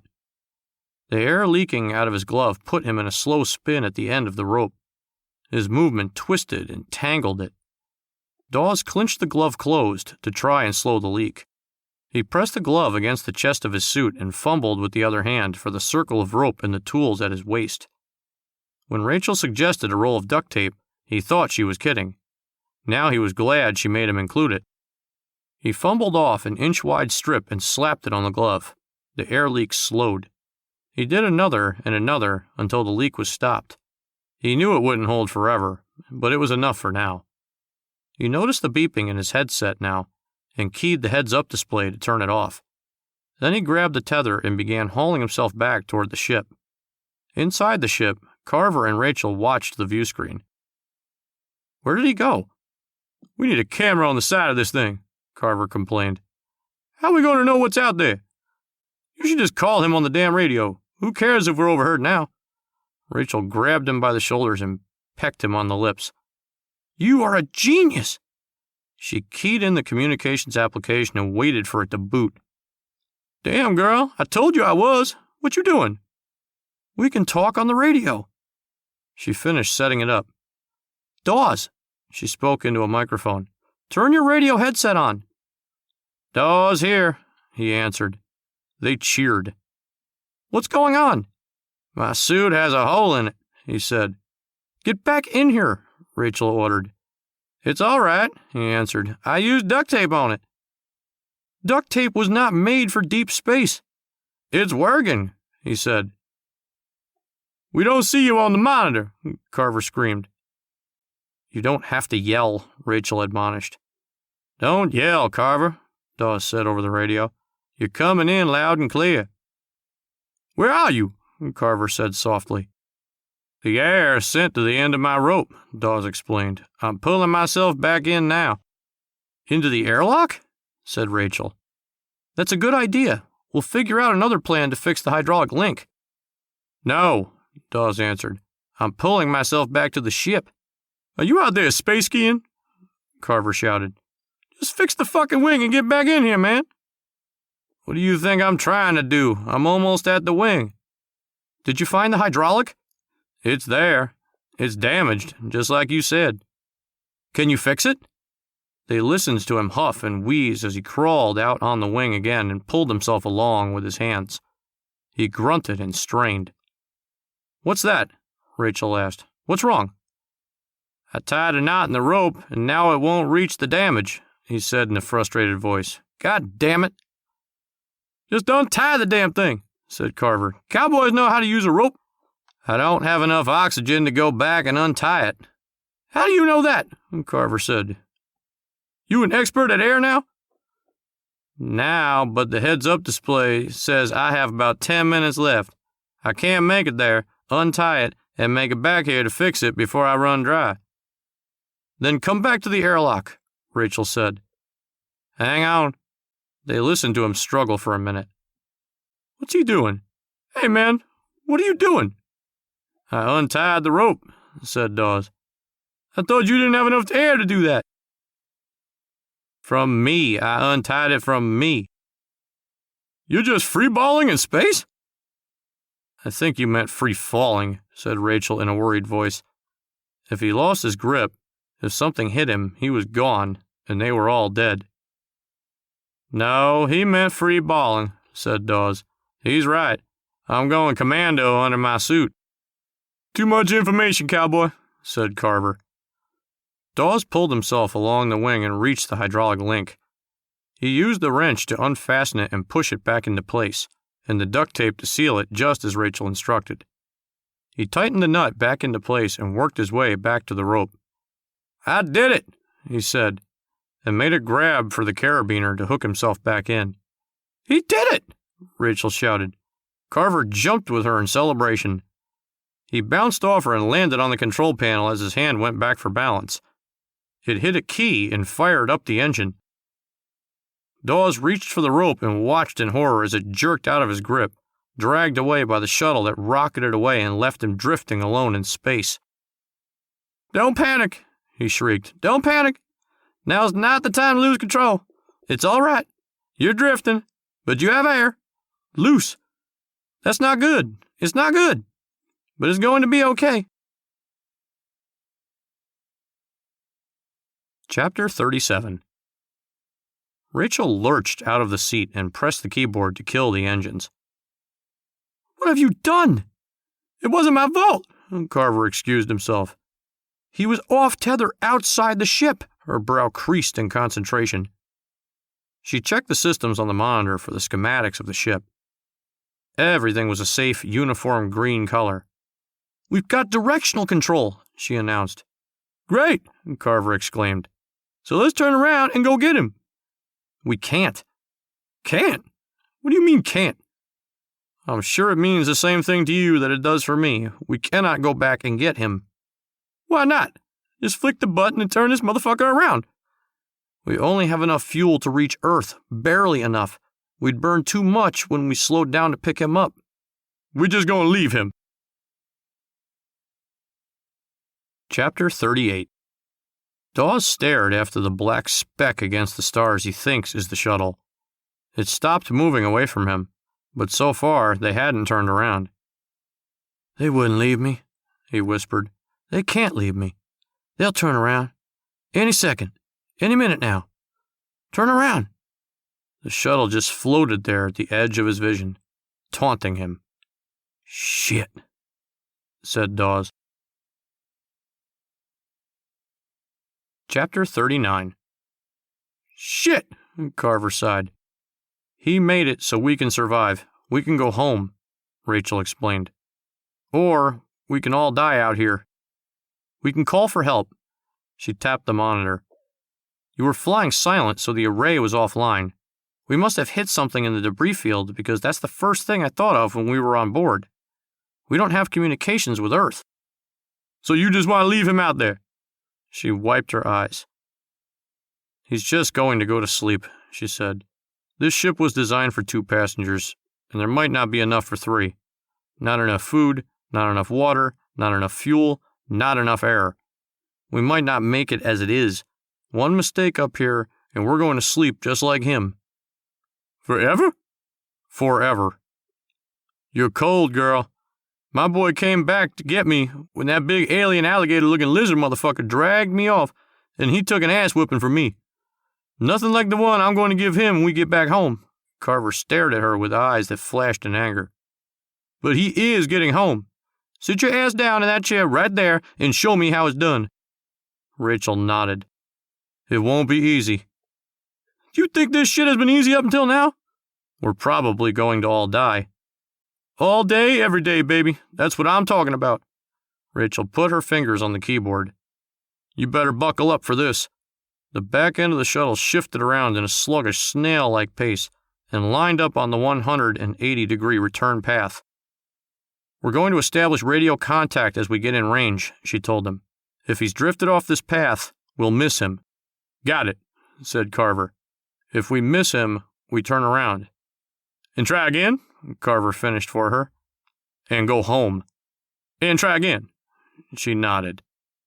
The shuttle eased forward as she used short thruster boosts to return along the path. Dawes was hanging where they left him, just off the left wing now. "Glad you came back," his voice crackled in the radio. "Never ever unhook yourself from the rope, man." "Good advice, Carver." "Get your ass back in here so we can go home." "We're gonna miss," she said through gritted teeth. Carver leaned his body to the side as if will alone could adjust their path and bring them closer.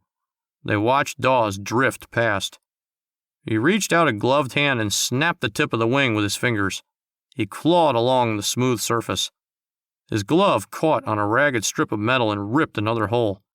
The oxygen shoved out and pushed him in a somersault away from the shuttle. He spied the tether and grasped it with the other hand.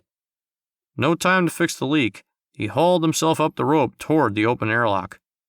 The alarm beeped in his helmet as he watched the display levels of his air disappear.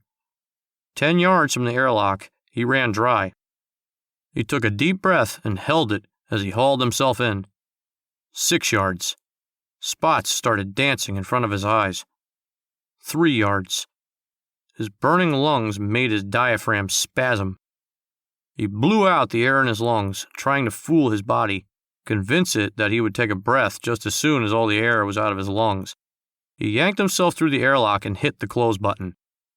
His body rebelled, lungs crying for air, and he opened his mouth to gasp as the airlock slid closed. There was no air inside the hatch. His body shook as he slowly choked and passed out. Carver stood outside of the airlock on the interior of the ship. "Why ain't he coming out?" "Get him," said Rachel. Carver spun the wheel, pressed the panel to unlock the door. It slid up. Dawes spilled out onto the narrow floor of the cockpit. "You think he's dead?" Rachel pushed next to him and struggled to rip the helmet off Dawes' head. "He's not breathing." Dawes was cold, limp, turning blue. "Give him CPR," Carver suggested. "I ain't touching those fish lips." Rachel leaned over and blew air into his lungs. "Pump his chest," she scooted over. "Start compressions." Carver dropped and gave a 3-count pump to Dawes' heart. Rachel leaned over and blew his lungs full of air. Carver pumped again. Rachel was leaning down to blow when Dawes coughed and sucked in a great lungful. He moaned and opened his eyes. "I have got to give me one of them kisses, girl." Dawes coughed again. "What took you so long?" "That girl wanted me to get a little busy without you being all up in my business, man." "That was quick, then," Dawes said as he struggled to keep up. "Best 30 seconds of her life." "Fuck you, man." Carver stared at Dawes and grinned. Dawes grinned right back at him. They reached out and shook hands as they helped each other stand. "You two want to get a room?" "That would be a story to tell someone on the road, wouldn't it?" said Dawes. "First menage a trois in outer space." "Who said you were the first?" Her eyes flashed as she floated over to the seats and strapped in.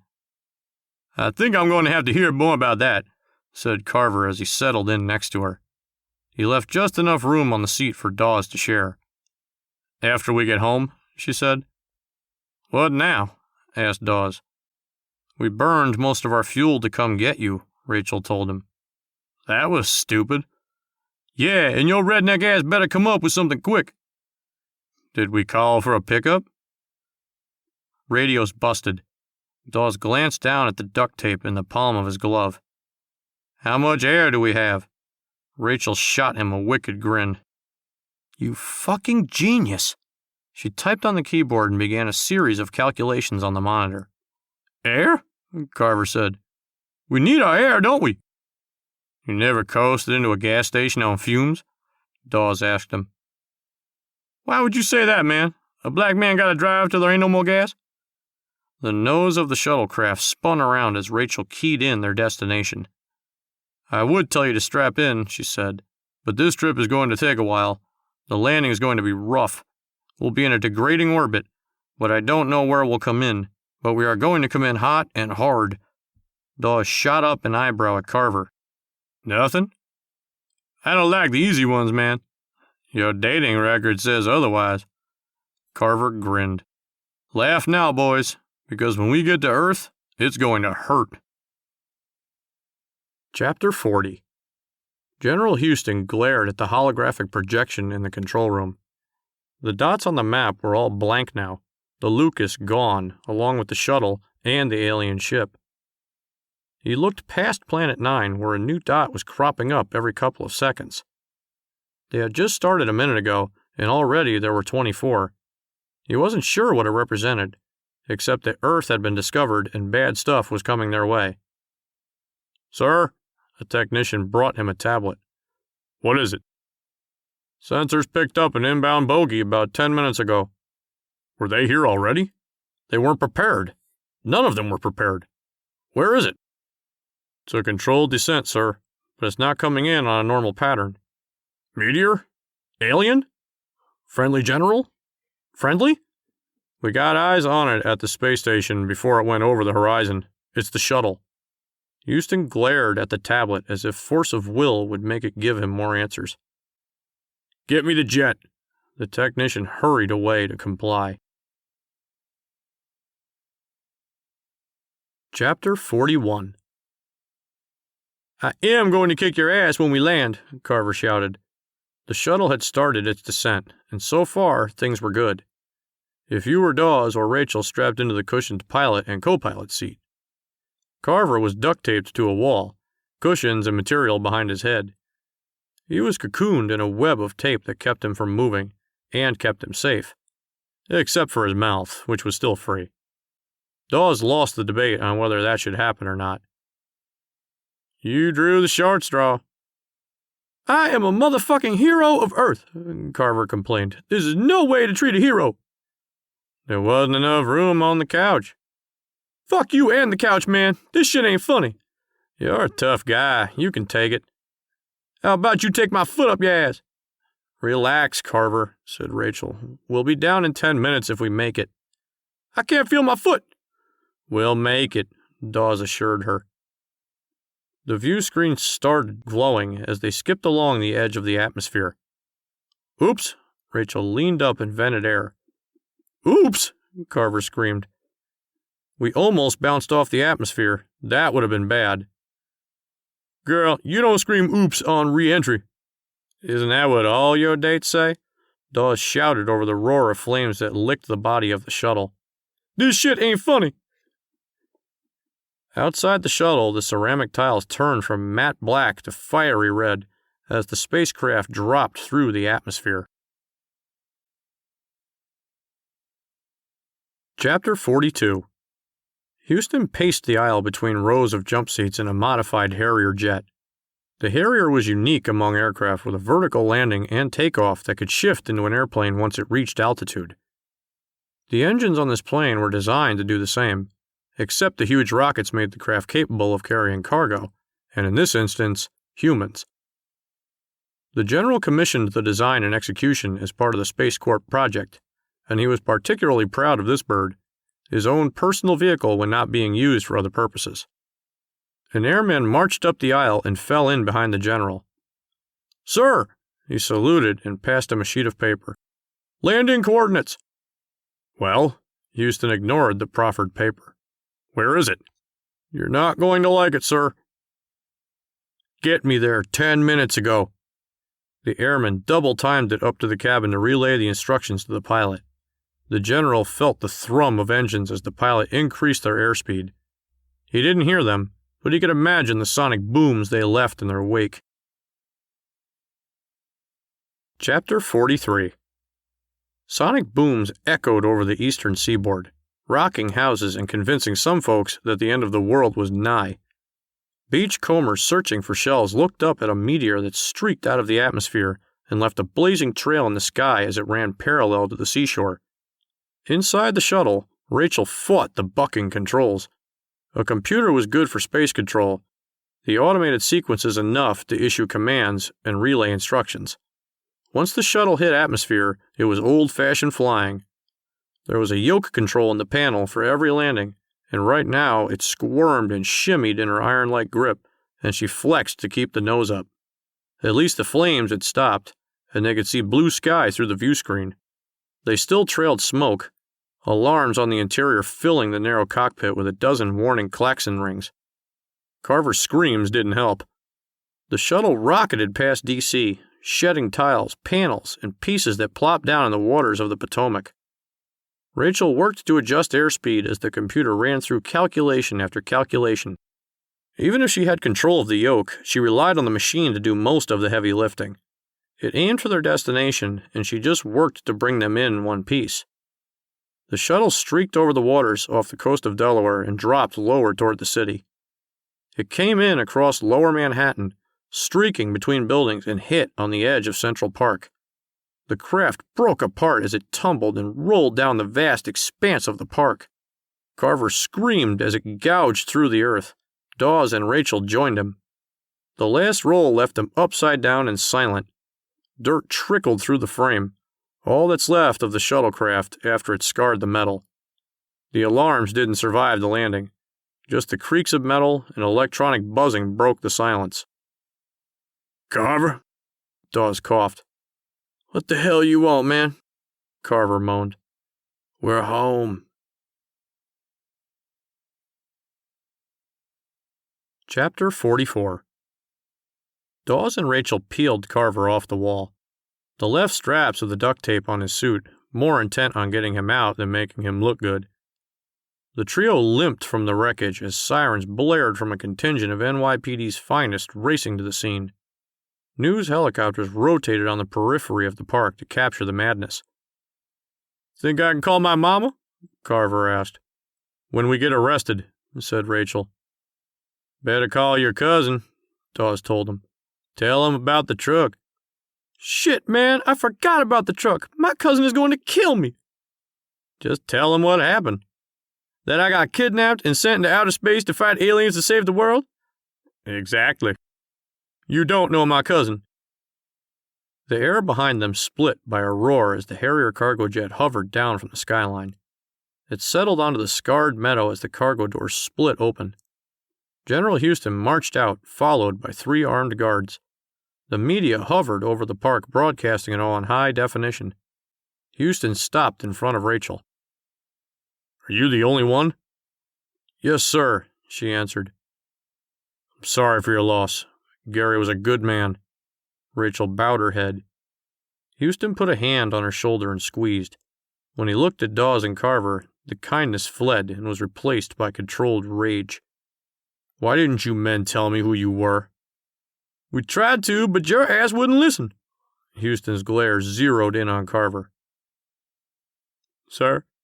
Carver squeaked. The general nodded. "Fair enough. You got the mission done."